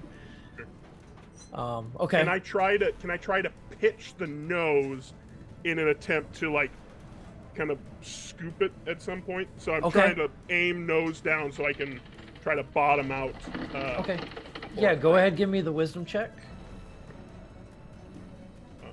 I'll gift of luck myself. Or do I have advantage? You wouldn't have had advantage, no. Okay, so I'll gift of luck myself. 13. Okay, you kind of get the nose to the wheel's just not responding as well because it doesn't have the elemental to communicate with. Sure. But you're able to kind of get it to start to pitch a little bit. Taryn, you hear the prepare to abandon ship get called out, and you feel the nose of the ship starting to dip down. What are you doing? Same thing. Like, it's just reiterating the captain. You heard him. Everybody off. Make sure you have your coins. Go, go, go, go, go. And I'm just like tapping everyone to Okay. jump, and I'm just making sure everyone leaves. Are you getting them? Are you actually having them jump, or are you? Yes. Oh. As I said, He Be said prepared. prepare. Prepare. I'm sorry. I apologize. Terry just starts throwing people. Terry's first. So yeah, I'm just like I said, just reiterating, making sure Okay. everyone's ready. All right. Echo. You come So as you I'm come. with steel, right? So the thing got. Yeah. So warped, you're it's getting ready to warped come into the area where the crystal and stuff are held, and something hits you, and seems to fall back away from you, but you can't see it. What are you doing? But doesn't it get warped or no? 'Cause So the light's a little. No, not yet. not yet. Can I like pick it up? You can try to grab it. Yeah, try and. So go ahead, grab give it. me a. So it's going to be a strength attack. Trying to grapple this invisible thing, but it's going to be at disadvantage because you can't see it. Hang on. Don't I have something when it comes to grapple? You have advantage on strength When you're raging. Raging. But as a fighter. You might, yeah. Oh, I'm not grappling for damage, so it's fine. Whatever. My Okay. mistake. Oh, come on. That has to be Hold a on. disadvantage. Hold on, it can happen. It's invisible. One in the, oh my god! Wow. That is Whoa. heartbreaking right there. Even as the DM, that is heartbreaking. You think you got your hands on whatever it is, but it just kind of slips out of your hands. This is. Yeah, I have no words. PGT Shard 20. Let's go. All right, Steel. So you're doing the vortex warp. I am, yes. Okay. And that warps it. You warp it. It's got a I warp saving throw. it anywhere I want within the area but it has to be able to, whatever I'm putting it onto or into, it has to be able to hold it. Do you have to be able to see can't- your target? I do when I saw his foot, so I've cast Vortex. Warp. Oh, that's right. Yeah, you got see invisibility on. That's right. Yes. Okay. Okay, so it makes its saving throw. You said 16, right? Yes. Yep. So it actually succeeds on the save. So it does not get warped. I'll use my bonus action and have who has the stronger attack value? Probably be Ursula. I'll have Ursula bite it. Okay. Go ahead and give me the attack roll at disadvantage because Ursula doesn't see it. Probably doesn't hit, but we'll see. It's disadvantage. Nope, 10. No, 10 doesn't do it. I'll have yeah, Biscuit's just gonna dodge. Okay. But we're gonna try to pen it in, and Ursula's gonna move to block the door with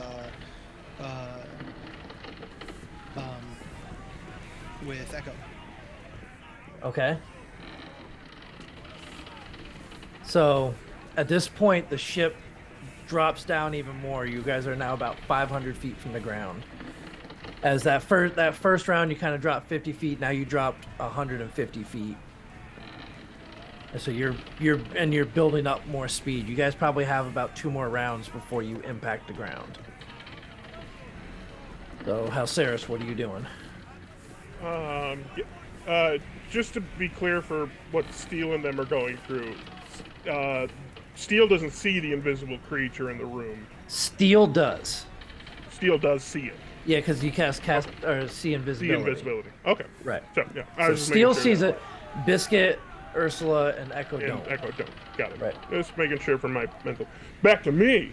So Halceris is like just shit, just like yelling shit. Don't ignore. And I rush out to like see the ring and I cast Conjure Elemental. Okay. So you cast Conjure Elemental, and you're focusing on Ignar, Ignore. who you have already communicated with Okay. on this. So as you do that, you conjure your old friend Ignar as the fire elemental bursts in front of you, kind of floating in the air as the ship starts to sink below him. And you see- No time for pleasantries. I need you to help me lift the ship. And I go back to the wheel. I go back to the wheel and just command.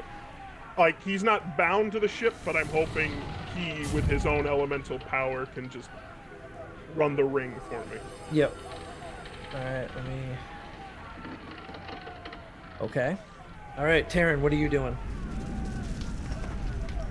Still just the same thing, prepping. I don't have much things to do. So while Echo and Steel aren't here and Hellsavage is busy, I'll just try to ensure as much as I can the safety of the crew.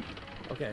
So as you're kind of looking around, trying to make sure everybody's, you see a group of 3 crew members start climbing to the railing like they're about ready to jump off the ship. And how high are we? About 500 feet.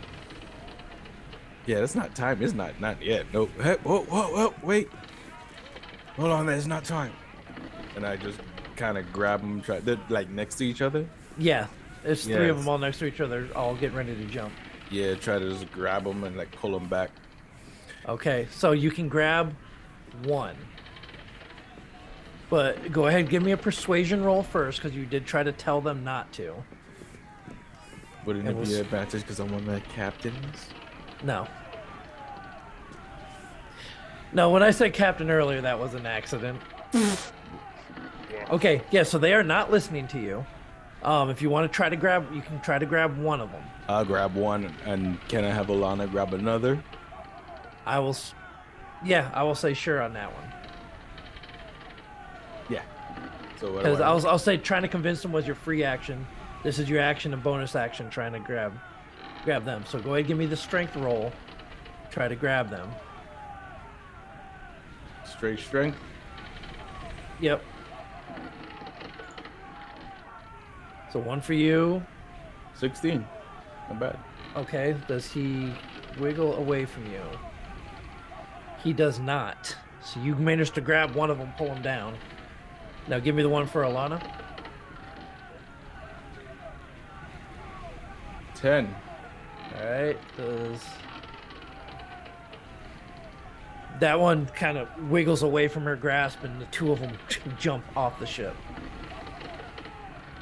I look over and say, well, I lost him. So That's the captain. We lost 2. as the ship's starting to fall, you see them just start to float up away from the ship because they're just descending much slower than you guys are. Yeah. It looks like they activated their featherfall tokens. Yeah. Correct me if I'm wrong. Is the math on that 500 feet? Is that, The viable? way featherfall works, Token. it'll stay until they touch ground. Touch ground. Yep.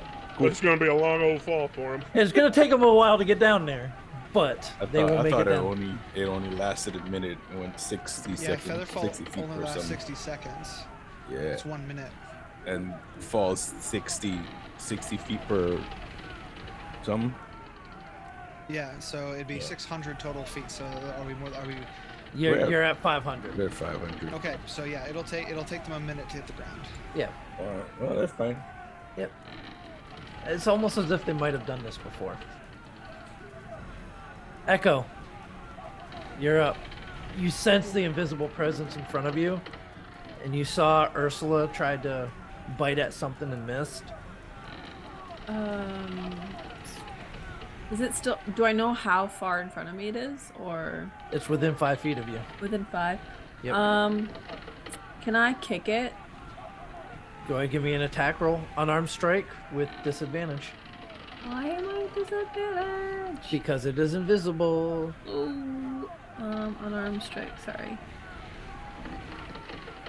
That's just like I could just roll for a punch in that case, right? Yeah. Yeah. Because she's like with my strength modifier. No. That's a 13. So 13. Well, you got to roll for Oh, disadvantage. disadvantage. Well, I mean, whatever. Yeah. Oh, Yeah. fine. That's a 5. Okay. Yeah, you just kick out into the air. right. Okay. All right, Steel, what you got?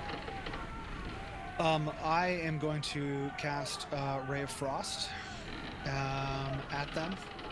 Okay. So we'll just do that one. Which would also still be a disadvantage because they're invisible. So technically, No, but you can see invisible. them. You guys see invisibility on. I do. However, I don't think that's how it works. So they raw. can't. When it comes to you, they can't benefit from the invisibility Okay. condition, invisible condition. 23 to hit them. Yep, you definitely hit them.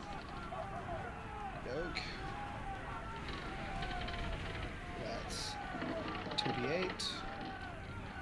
9 points of frost damage. Okay. You see And- this? Oh, go ahead. I'm gonna get as close to them as I possibly can. Are they holding anything? What can I get? Do I get any description of what they look like? So looking at them now, as you kind of get a little closer, you see looks to be a hooded figure with the hood now drawn back after having been hit by a ray of frost. Very elvish-like looking features and dark gray skin. Are they still invisible? Yes, they are. Okay. Do they have? Are they ringed by frost? So that Yeah, I was gonna say, are they like, I was oh, gonna is there like say a frosty edge? I am gonna Bunch of say, icicles. I am actually gonna say there is a small portion on their side that has that little bit of frost on it right now. So, I would also like Biscuit to bite them. Okay. So the what's there is not enough to give to negate the disadvantage, but That's totally fine. I'm just mad at this person, and they're going to feel it. Where's? Okay, it's just I'll just roll the d20 because it's this thing's not telling me. Oh, it's plus my bonus, so it's 1. It should be now at a +6 or +5. A 9. Nope, make that an 8. yeah. So Biscuit goes to try to bite this individual, and it just moves its leg out of the way. I'm going to attempt to at this point pin them in, so they've got somebody around Yep. them on all They are sides. pretty much pinned up against the wall at the moment. They can't really move. I'm as gonna you point see that over they're to kind of echo right here. they're looking right now, just trying to figure out how they can escape. Halceris, the ship is now down to 200 feet as Ignar hits the ring and starts going around. The ship is starting to slow down, but you're Yeah, at at 200 two- feet now. 200 feet, I call, all hands abandon ship, all hands abandon ship. And I grab the wheel, and like before, I just pull back as Ignar's pulling back. So we're, like I said, we're trying to like kind of not bottom out, but do that glide thing so we can Yep. try to skip off the bottom. Okay. Go ahead, give me the wisdom check. Is Ignar helping me? You will have advantage on this, yeah. Post above if you're able to help me. I could use it now. And I guide myself. The advantage. Come on. That's gonna do okay. With the D4. 28. So the 28, you're between Ignar actually trying to do what he can, not being bound to the ship. He's limited, but you're able to kind of level it out almost to where you're now have a bit of forward momentum going as well. So it's not going to be a straight impact down into the ground. All right. And like any good captain, I'm staying with the ship. Okay. Taryn, Captain gave the command. What are you doing? All right, so he gave the command, so I'm just making my way back to where Steel and Echo are. What? And then at the same time, saying, "All right, go. Everyone off." All right, so why are you heading back towards where Steel and Echo are? To tell them it's time to go. Oh, okay. So this is this is being announced throughout the whole ship. Yeah, but they went down somewhere. Okay, It so was you're said going to they're see not where popping back up. Okay. Gotcha. All right, you see all the different crewmates all jumping off the side of the ship. All right. Halceris, are you having the twins go too? Oh yeah. No one should be here. Richter too. Everyone. I don't even know about these guys. I should hope that they would listen to the captain, but I can't control them. I have tried. Yeah. No, that's fair. All right. So, Echo, you now see Biscuit, Ursula, and Steel. Steel's looking at whatever this invisible thing is there, and you hear Halceris' voice come through the ship. Abandoned ship, abandoned ship. What are you doing? Is there a way for me to grab him and like or grab it, and like kind of secure it on my person so I can abandon ship with it? So you're going to attempt to grab this invisible individual? And like kind of run off, and I'll like, while I'm doing it, can I like give it reassurance, be like, I'm sorry I kicked you, we're not trying to hurt you, we're just trying to figure out who you are. Okay. And the ship is gonna crash anyway, so we gotta get out. This is Echo, it's go. a quick thing. You got 6 seconds on this. Okay. I was gonna grab it, and while I'm running. Okay, so good. Give me the roll to try to grapple it. Oh boy, oh boy. Trying to make friends with the person who blew up our ship. I'm not trying to make friends, just trying to reassure it. Calm down. Reassure it. Oh, hang on, my thing is frozen. No. Okay.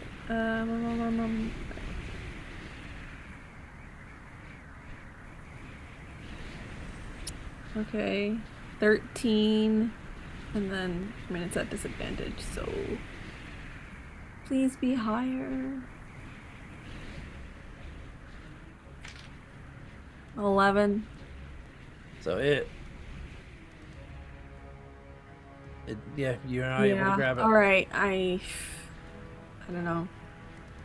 Am I allowed to go again? No, it's just one. No. Yeah. Okay, Just then go. I'll run off. Okay, so you run off towards the top of the deck. Yeah. Well, there is a hole in that ship, right? There's a disintegration hole inside Jump of out our the ship. hole. Well, no. So it was just it was a small. Oh, small hole. Okay. Yeah. Sorry. It's an interior wall, so Yeah. Okay, so you're heading off to the top. Next round you'll be at the top. So. I All tell Ursula and Biscuit to follow. Okay. And I yell at Echo to get out her fall token, just as a reminder. And then I look at him. The crate. Does this sound like somebody that I've heard about from Tyrion? You've heard about the Drow. You're very familiar with Drow. I'm gonna say, I really hope he was worth dying today. And I'm going to turn and I'm gonna back out as quickly as I can. Is there a door that leads down into this section? Yeah. I'm gonna close it behind me. Okay, so you go down towards the cargo hold. No, I'm going up. And Oh, okay. I'm following Echo. Yeah, but we're I'm both going up. leaving them behind me and I'm closing the door. Making sure they can't get out. Okay. Not without Cool. using a spell, which will negate their invisibility, and then everybody gets to see them. Okay, so you close the door. You head up to the top as well. You'll be able to reach the top by the next round. Along, the pets are And going to be. I'm gonna attempt to like as I'm running, drop something on the something heavy on the door if there's anything nearby. Just block the path. Okay, well, so this was just a regular door coming in, so. Okay. Yep. All right. Halceris, 50 feet. At the end of this round, you are impacting. Yep. What are you doing? I mean, it's literally like coming in for the crash. So I think Halceris is pulling as hard as he can on the wheel, and you know what? We're at that level. I'm gonna go ahead and call for a little divine intervention. Okay, what are you? Real quick, what are you asking for? I'm praying to the sovereign above. Say, don't let me crash. And yeah, so I'll roll for divine intervention. Give me D100. And let's see, you guys are level 10 now. 10. No, 50. Yep. Nope. They don't seem to be answering. Yeah, the gods must be crazy. So yeah, I mean, it's the same thing. I've been pulling on the wheel, trying to control the crash. All right, this next roll is really going to determine a lot. Go ahead, give me your wisdom roll for the piloting here. Still with Ignar's help. Still with Ignar's help.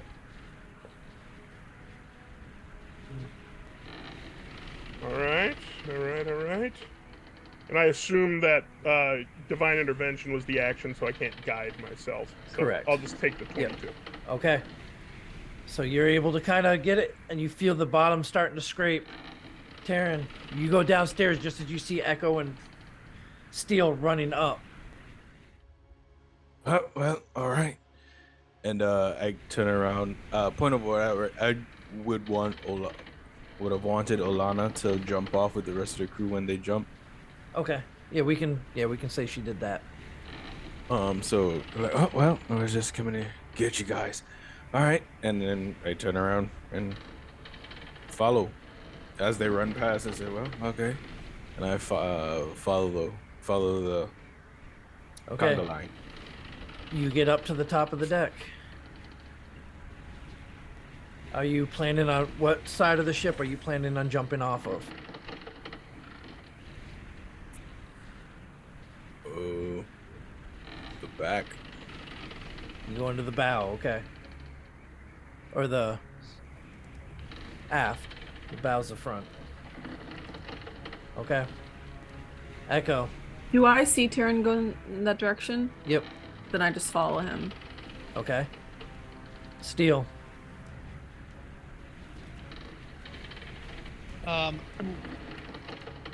The coins, how do they function? They automatically once you If you Once have you do one it. in your hand, it just goes. Yep. Okay. I'm going to cast Vortex Warp. At 3rd level, and I'm going to get I'm gonna get Ursula to safety. I can transport her up to 120 feet from me, so I Okay. can put her on solid. So I should be able to get her on solid ground, right? it's got to be onto a spot that you can see, right? Yes. Once I mean, so anywhere on the ground that I can see within 120 feet. If we're Okay. 50 feet up, right? Yeah, so you're on the deck of the ship right now. Yeah, we're going off, right? Okay. What are we closest to? Are we near the back? Yeah, you kind of towards the back where the door when the comes out. Do I from see the- Halceris in the crow's nest area? Yeah, the you see driver's seat? Halceris at the wheel. Okay. Yeah. I will yell at Halceris and tell him to get off the ship now. Okay. And I will use a reaction to cast Featherfall on Ursula or Biscuit, and I'm gonna hold my token. Unless, I mean, can they hold tokens? Can I just put a token on their person? Would that function? No. Feed Biscuit the token real quick. Just feed it to Yeah, him. that's exactly. I'm just gonna put a coin in the slot real quick. Nope. So you've already Play a used your little action, bonus action. That you would need something for that. No, that's what I'm asking is instead of using any of that, and it's not a bonus action, it's my reaction for the round. Because it's one reaction for Featherfall. Right. So you both could just jump and then cast Featherfall on each other Right. as a reaction Well- without using the coin. Yeah. Because That's you can the affect question what, was- 6 character? Sorry. No. Wait, hold on. So let me right check, now let me you check. guys are making a mad dash for the side. You're not going to have time to do that with the coin. I'm asking, would I have known this to put one on Biscuit before we got flying around on a ship like this? If it wouldn't affect Biscuit, then Biscuit would not have one on him. But if it would, then I would have put one on him. We're just assuming that all the crew would have one. So the crew had one, yeah. With Oh yeah, I can choose up to 5 fallen creatures. So yeah. Yeah. oh yeah, never mind. That's super easy. Never mind. Okay. I will not cast anything other than Featherfall. We will all jump. And I will yell at Halceris, and I will hold an action. If Halceris looks like he's not going to leave the ship in time, I will cast Vortex Warp on him Okay. at 3rd level. All right. So at this point, end of the round comes up.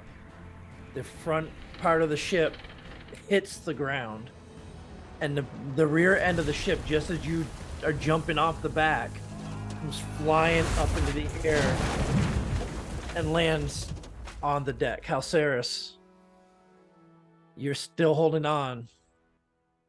I need you to go and give me a dexterity saving throw, please. Can I this is- snap? Can I snap and Vortex Warp him to the ground? No, because Vortex Warp is an action, and I held my action. What I'm saying is I held my action in case he does not get free. you cast what If he- spell? You cast a spell your last turn. No. He took it back for the reaction cast of Featherfall. Okay. Featherfall is a reaction. It does Okay. not affect my action on my turn. So I use my Right. turn to hold Okay. Vortex Warp on Got it. Halceris. There was a lot you were talking about there. I got confused. Okay. Trying to understand how it works. Yep. Falling in a ship. So, all right. So yeah. So you cast Vortex Warp. Halceris pops up onto the ground right there. Oh, I don't do I have need- a save? Oh, you do, yeah. If you want. Say, I'm what is it, trying to. Wisdom 16, I'm trying to- 16. Con 16. Con 16. Well, I don't have good It's- con. You can choose to fail it. But yeah, it's a con 16 if you don't want to let go of the wheel. I honestly don't know if I would. I've never been the recipient of this spell, so I don't know honestly what it would feel like. But Your I mean, call. there's a good chance I'm not gonna pass. But if You've seen Steel use this spell. Okay. I will if I don't fail, I have my own thing I'll do. So Okay. I'm just gonna go for it. I never roll saves. You Well, save. that does. So as it's crashing, I would like to cast Time Step. Okay. So basically, I just disappear from that second, and then I'll just reappear after the carnage happens. Well, so okay, as the ship kind of lifts forward, you cast your spell Steel, and you get that. You always get that sense when somebody is able to kind of counteract your spell, and then you see the top of the ship slam into the ground, and wood and splinters and shrapnel go flying all around it. So I need dexterity saving throws from Tyrion, Echo, Steel, Biscuit, and Ursula. As Oh, shrapnel, didn't they jump off the aft? yes, but this is going wide. Okay. I have advantage, right?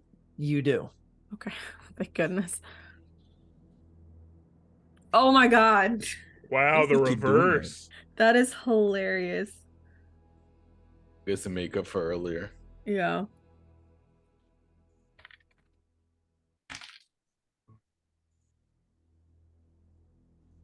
Okay, so we got a 23 for Echo.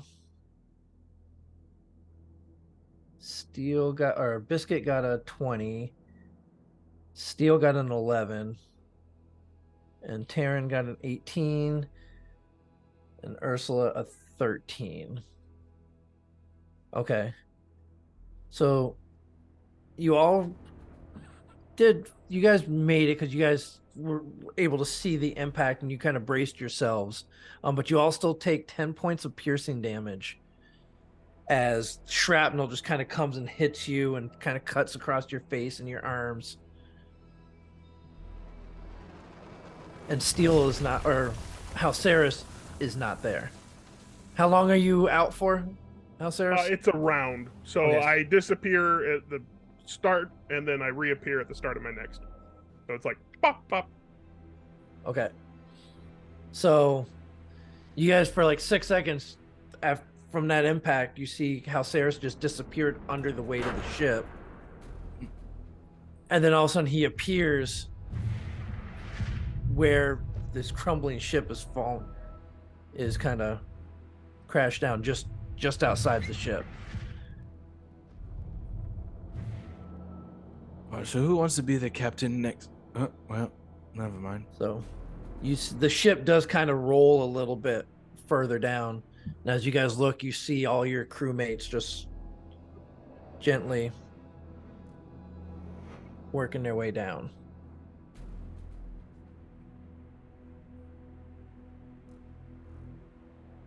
You said What are you doing? Alceris is nowhere to be seen.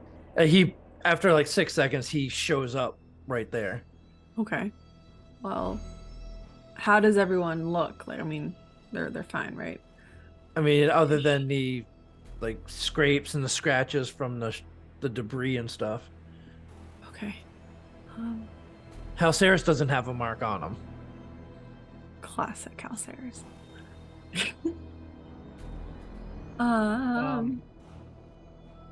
Can we, or can me and the menagerie,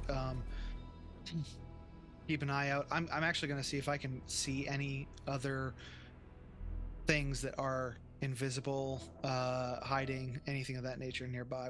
I should still have my spell up. Yep, go ahead and give me a perception check.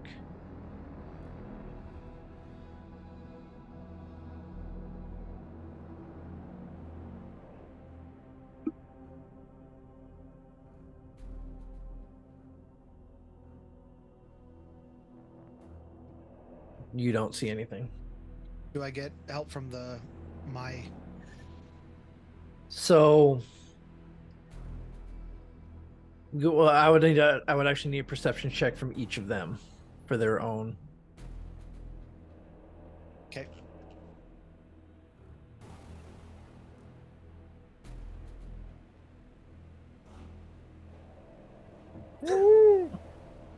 Biscuit got a natural 20 for a total of 28.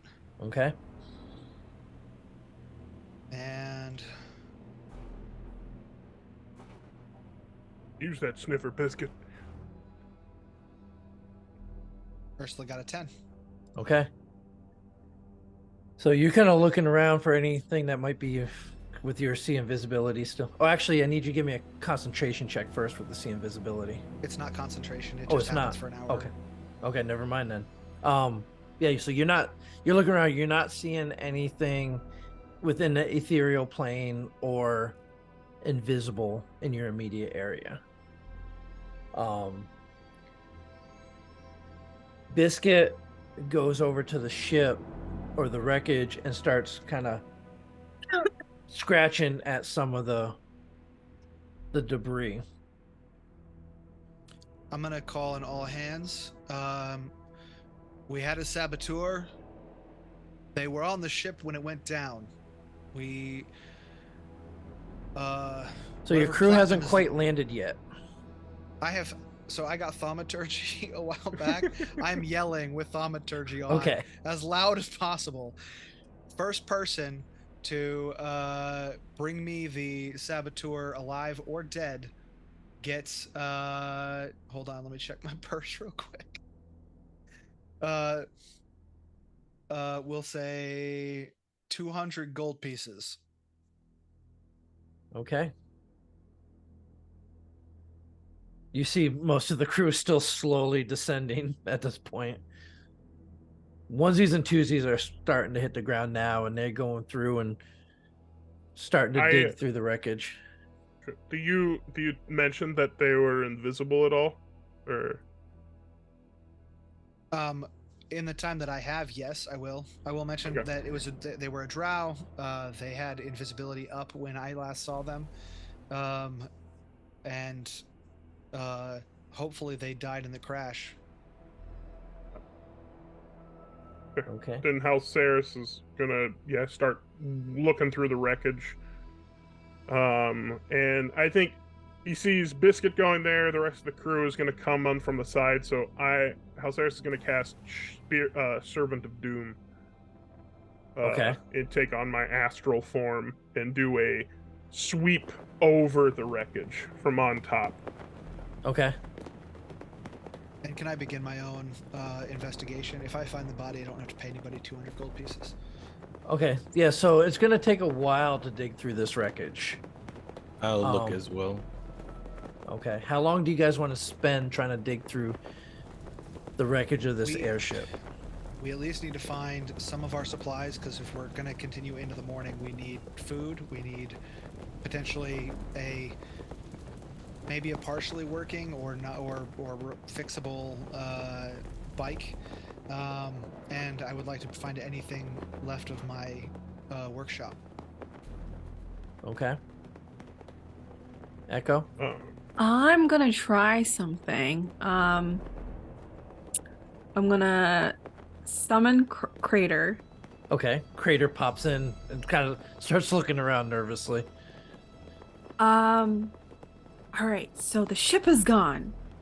So you don't have to worry about that anymore. Can you look? Wait, do I know if this person is still invisible or not? I don't. You don't right? know. Okay. Well, I'm assuming you know who's been on the crew and who isn't, because you've smelt them and you've kind of interacted with them. So look for someone, or sniff out someone who doesn't belong, who you haven't really sniffed out before, and they're an intruder. So like run into them or like pounce on them if you can. If you feel like you can't, just let me know where they are and then snap back to me. I don't know if Okay. she got any of that. But just So it is definitely easier for you to communicate with her on this. Yeah. Just so you are aware, however, with her being a familiar, she cannot attack. Okay, then if she can't, then she can just like kind of convey where he is, where Okay. the creature is. Okay. Yeah, because as long as they're within 100 feet of you, there's that telepathic kind of Yeah. thing. Um, And if she's climbing through the ship, you can always, as long as she's on 120 feet, you can you see from her Yeah, senses. that's what I was. That's why I was like, let me know, like in that sense. I'll also Um, cast True Seeing. Okay. All right, so you guys start digging through the wreckage. As more of your crew kind of land, they come and start digging through too. It's going to take a few hours to really start digging through some of this stuff, as it's just wood and metal and all that all over the place. You do find a couple crew members that were stuck below deck that didn't abandon ship. Who didn't obey my orders? Terry. I was about to say it, but I just had a feeling it was Terry. And Terry's brother. Jerry. So is what it looks like. It looks like they didn't disobey your orders. Terry's foot looked like it had been crushed by one of the cannons, possibly, and he might have been stuck, and his brother was trying to get him out. Is what it kind of looks like from that.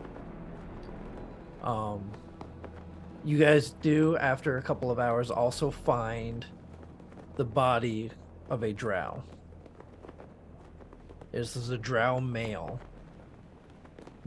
And now that you kind of got some light in there and they're not invisible anymore, the robes and stuff that he was wearing they're worn, they're torn. They do not look like they've been well maintained at all. And he is very clearly dead, as you see a large piece of wood from the ship sticking right through his abdomen. Does he look familiar at all? Whatsoever? Nope. No.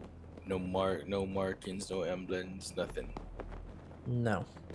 I still rifle through his pockets, see what I can find. I also searched the body as best, yeah, I want to investigate and see what I can find. Does he Okay. smell familiar? No. Okay. Right now he smells like wood and ash, and Okay. as there are a few pockets of fire starting. Halceris, what are you doing? I see him. I think Haceris is just like looking at the wreckage of the ship and a bit disillusioned. But he comes to, says, I want him for questioning later. And I go to the wreckage of the ship to look for, is Ignar like reapparating, or is he, do I see any sign of him at You all? don't see any sign of him. Well, I guess So I would know by the yeah, spell. you got the sense that he took the full impact of the ship and he got sent back to his own Wait, plane of alright. existence. Okay. As with the conjure elementals, they don't. Yeah, they Die. don't die. They just get Yep. sent back. Yep. And make a note to send him an apology later. Yep. So Taryn and Steele, go ahead, give me the investigation checks for the body. Steele, I'll say if you want, you can use Arcana instead of investigation if you wish. Okay, I will do that.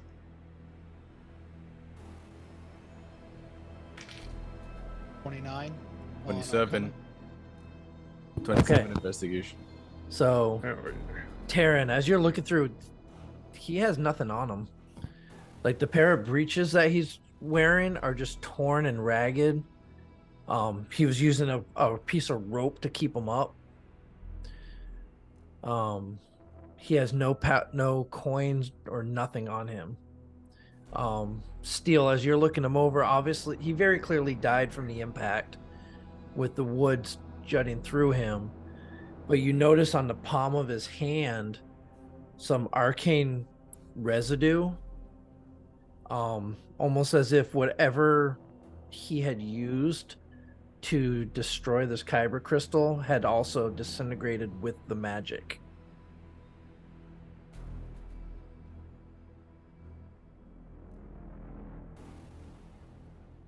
Do I get any sense of what? Do I have any idea of what could do that? What could destroy a kyber crystal? Like was it a?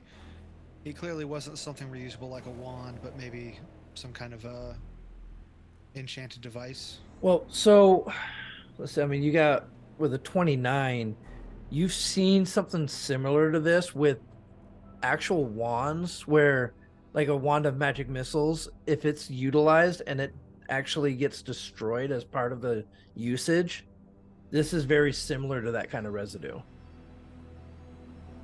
Because there is a wand of magic missiles, there is always a chance if you use the last charge, it's going to get destroyed. This looks like this is something like that.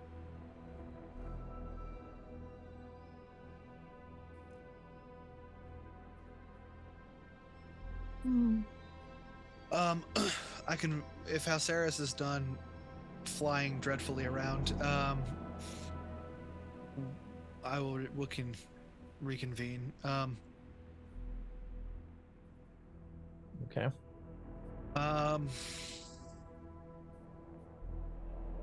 We probably all need to have a conversation in private, and I will pull out the Dudrix cube, and I will create us a nice, comfy camping zone. Okay. I'm going to say at Oh. this point, you're able to get the dome to pop up around you. I tell the crew to continue the salvage operation, and I'll go into the cube. Okay. Yeah, you notice that this isn't quite like Tiny Hut, whereas Tiny Hut is a dome. This is an actual cube. Mhm. Yeah, so yeah, continue the salvage. Save what you can. Be careful. Like I said. All right, and they get forward. You see Richter is sitting there, giving them all orders and helping them get stuff cleared away and moved out. It's going to take them a little while. I'm gonna also ask that they collect any gunpowder left and bring it here so we can keep it dry. Yep. And you can tell that some of the crew, because you've taken on, like Richter, when you first met him, he was captaining a sea vessel. But you can clearly tell some of these crew have been on airships before, and some of them look like they've probably been on some that crashed before. Sure. And they're seem very not happy and not like, but they know what they're doing.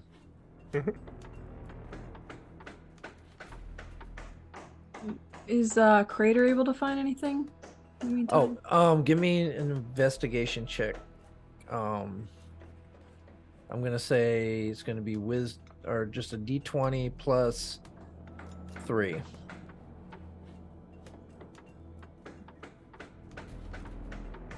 Nat 20, make it happen. 12. So a 12. Crater finds some food. Finds. Well, no, because you guys already found the bodies. So, yeah, that's. Okay, cool. I poof her away. This is so Okay. fun. She's safe. Easier to take care of now. I know. All right. So you guys are all in your little tiny cube.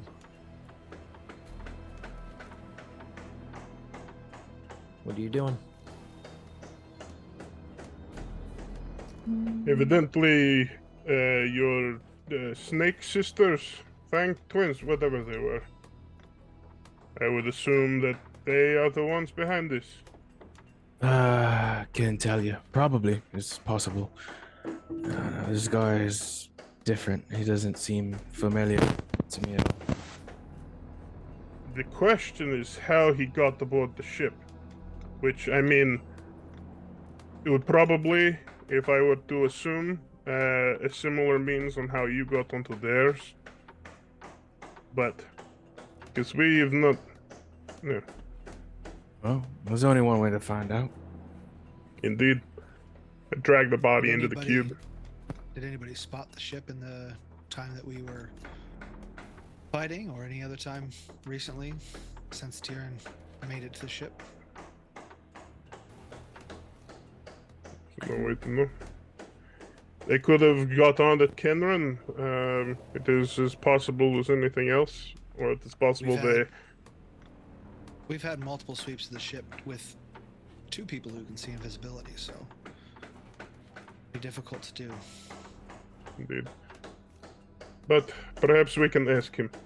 And yeah, I grab the corpse. Okay. You're bringing it inside. Mm-hmm. And first things first, Alceris is going to take, Terran, do you mind if I borrow a knife? Oh, and I just pull out a dagger. I pop both of his eyeballs out. I hand it to him handle first. Good. Okay, you pop out both his eyeballs. Mm-hmm. Oh, that's just barbaric. You use a spoon for eyeballs, Alceris. What is wrong with you? I mean, if I had the dishware, I might. And so then I will, see a little dark. I mean, have I used it before? It's been a while. If I have. Before you do this, man, I can't not. Can you just say a few words and put him to rest? Because I know he doesn't mean well. He's an enemy, but like, come on. Perhaps we put him to rest after he's had a conversation with us. Are you? I look at the smoldering wreckage of our ship and the 2 dead people on it and say, Everyone, it's for everyone. It's not just for him. I'm saying, okay, never mind. It's fine. It's just- yeah. So I will cast Speak with Dead. Yeah, you have done this once before in front of everybody, but it didn't work when you tried it before because the soul was no longer part of that body. Got it. Because you What used did it this on do? 3. Got sold. Use it on 2.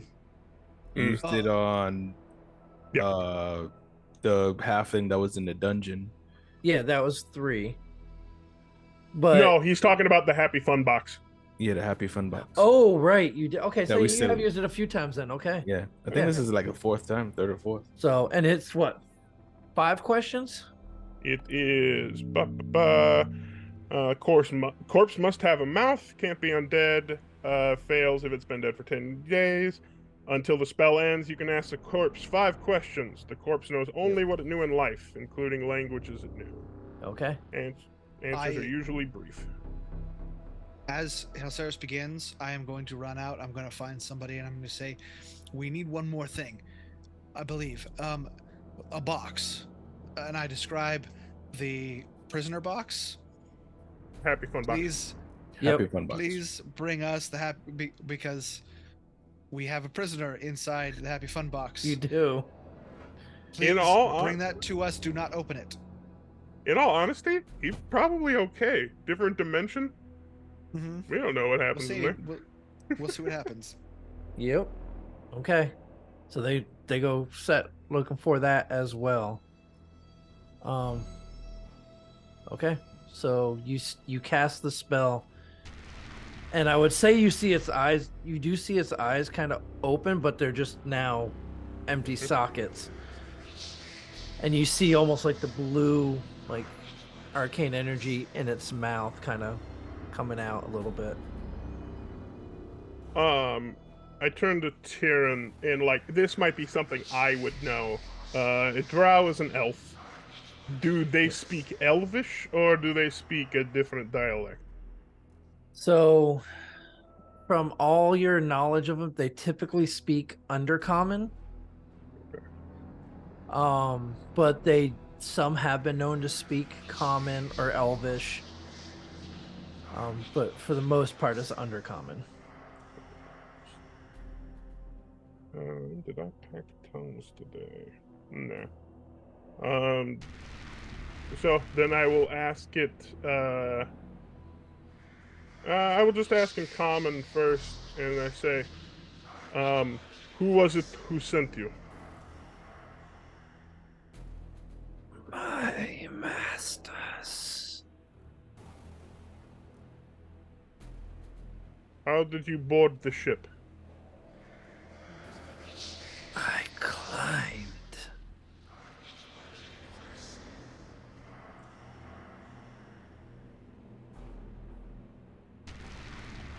Where?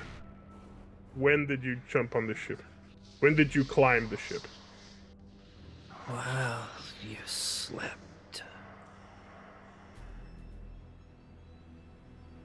For Halceris, or for Brandon, who isn't actually there in the room, what was that response? While you slept. Well, you slept.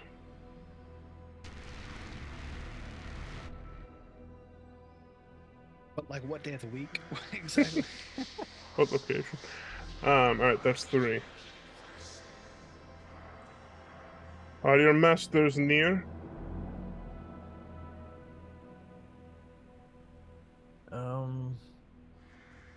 Always. I look to the others. Anything else? Want to ask if it was worth it? Frankly, I don't actually give a damn. I looked at Tyrion. Any other questions? The only other questions I have, I guess. Did you already ask Masters. who the masters were? Yeah, that's. I assume. I guess I could be making ass out of myself. Yeah, Who are your masters? Thanks, sister. I mean, And still the make magic, you ass. see the magic just kind of fade away.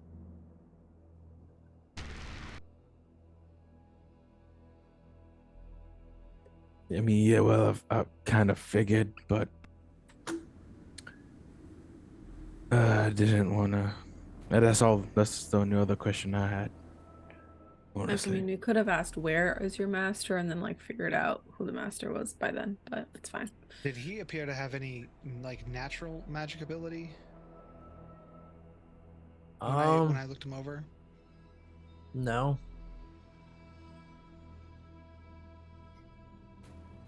I'm curious how he was able to stay invisible that long.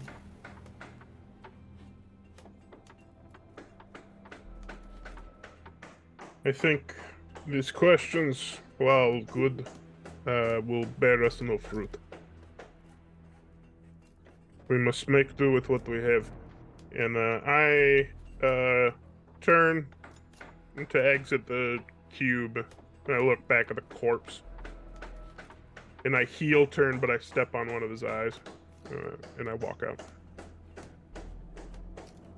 You know we have to camp in here, right? I mean, or at least, never mind. Well, so at this point, it's roughly midday. As your crew's digging through, probably about mid-afternoon to early evening, they find the chest,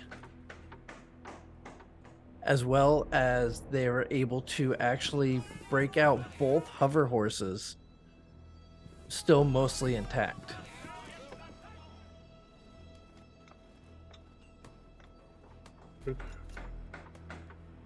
Halceris does what Halceris does best and starts triage and bandaging wounds to any of the crew that look like they took a bigger hit than any big planks of wood sticking out of anybody.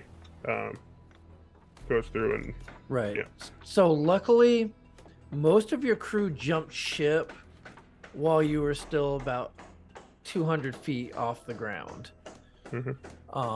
Like I said, it was just the unfortunate two that did get stuck below deck. But they were all pretty much out of the immediate area still when the ship impacted. So most of your crew is actually pretty okay. Other than, you know, the stress of going through something like this. Mhm. Can I go and so you said there's a few that have died from the crash, right? So I'm gonna retrieve them and I want to say put them to rest, but just kind of put them in a separate spot so they aren't like continue to get crushed by anything. Okay. Yep. So you're able to move them off. Are you gonna do like any kind of? I think I'll just wish that they find peace in death and kind of apologize that like this is just kind of sprung upon them, and also thank them for being on our crew. That's it. Okay.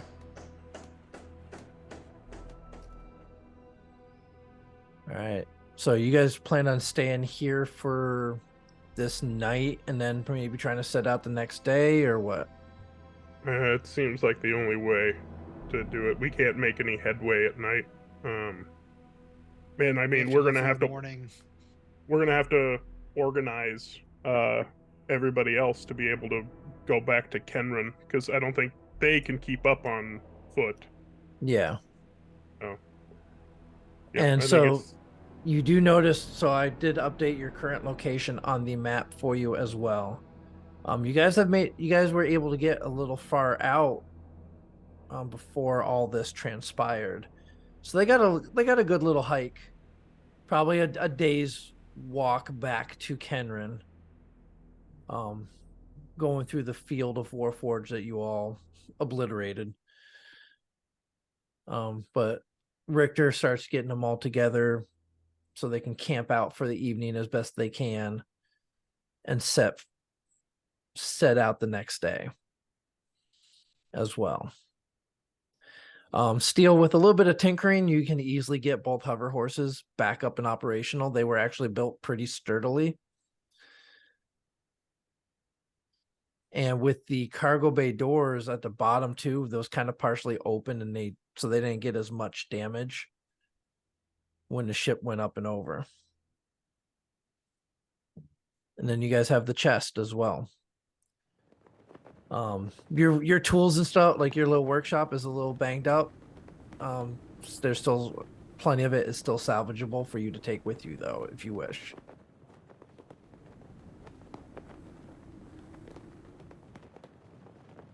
So what do you all plan on doing? Cooking. I'm also going to set up a small fire that'll eventually become a forge station for the time being.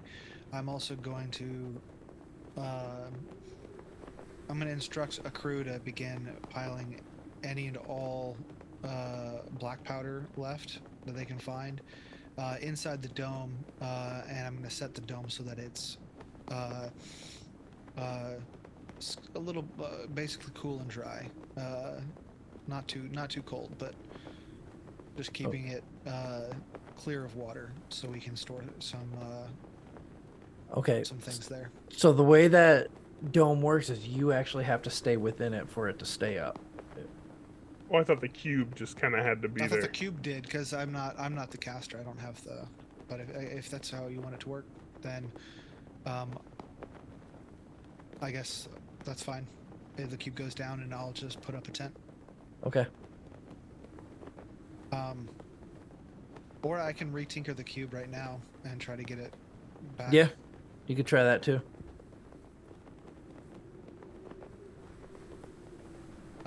What am I going to use for that? That is going to be your intelligence. 13. So you're not able to improve it. I don't think it was improving, just unlocking. Oh yeah. So that's right. So you needed a 17 intelligence check to solve it.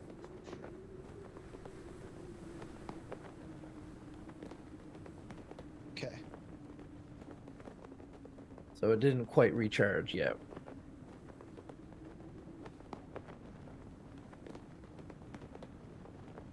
All right. So, but you do manage to, utilizing some of the supplies that were found, you build a little structure to help protect the gunpowder. You're able to get 4 charges of gunpowder within the first few hours. And you got the horses, you got the chest, you got a lot of your tools and all that. And you guys all make camp for the evening. And wake up the next morning with the voyage ahead of you. What is your plan for the morning before setting out? I don't know if we have what we need to set out yet. Do we? I mean, as much as we can gather, but I mean, we can't take everything with us at this point. We can load up. Luckily, we can load up the Happy Fun bag or the Happy Fun box with everything that we need. Okay. I would like to make one more arrangement. I would like to go get Boomer if I can. Can I? Was Boomer salvageable? So this is what we're or any cannon. So this is what we're gonna do, because there is probably a lot that you guys need to go through and stuff like this to prep for this and to figure that out. So is what we're gonna do is call it. We'll end for this evening. So that gives us a week for you guys to look at everything and plan for the next step forward on this journey. Cool. And this way we'll work it out throughout the week, what you guys need, what you want to try to salvage and can get and all that. Before we go ahead and wrap it up for the evening, though, we do just have some quick reminders for everybody, and then we're gonna go find a friend to raid. So what is it that we got going on there, Sid, this month? Well, guess what? We have teamed up with Gary Con this month on the road to Gary Con. So you could go ahead and reserve your spot at Gary Con from March 23rd to 26th, 2023 at the Grand Geneva Resort in Lake Geneva, Wisconsin. Register now for virtual gameplay at link is in the chat. You must register for a virtual badge to play in a virtual game, and you could get digital swag. Several of the Games Tavern Games Tavern's cast will be streaming a special one-shot, Death in Freeport, sponsored by Green Running Press, live on the Gary Cotton channel, March 26th at 7 p.m. Eastern. So go ahead, keep watching the Games Tavern for more announcements, as more cool stuff will be added all month on the March to Gary Cotton. Yeah, if you like our stuff tonight, be sure to check out the other shows we have here at the Games Tavern. Tomorrow night, 7 p.m. Eastern, Whiskey, Magic, and Destruction continues. The brave sewer spelunkers have returned victorious from the dredging and have now got a meeting with the Fat Man to trade information on how to enter the catacombs of the Waterclock Guild. And on Saturday at 3 p.m. Eastern, First Knights have returned. The First Knights have received a gift and a warning from their master. First, a new freighter. Second, a timetable for when they must test for their knighthood on Loom. But for now, they still are trying to untangle the senatorial intrigue they find themselves in. Yep. Don't forget to subscribe to the Games Tavern YouTube channel. You can go over there right now. Subscribing is free. You get don't miss any of the action. You can catch up on any of the other wonderful shows out here. And of course, you can like and you can leave a nice comment, do all those things. We love to hear from you there and to connect in another wonderful way. We had some insane dice rolls today, and that couldn't have been possible without our friends over at Shard Tabletop. Thank you so much for sponsoring our show. Go to the link in chat to check it out yourself and use code TGTShard20 to get your 20% discount on your DM Pro and other subscriptions. Once again, because I know you all love me saying it, TGTShard20 for your 20% discount. Absolutely. Yeah, some great being able to roll, what was it, 20 or 16 D10 at one time, Shard makes it super simple. But again, it was great having you all here this evening. We look forward to seeing you next week. Stay dirty, everyone. Bye-bye.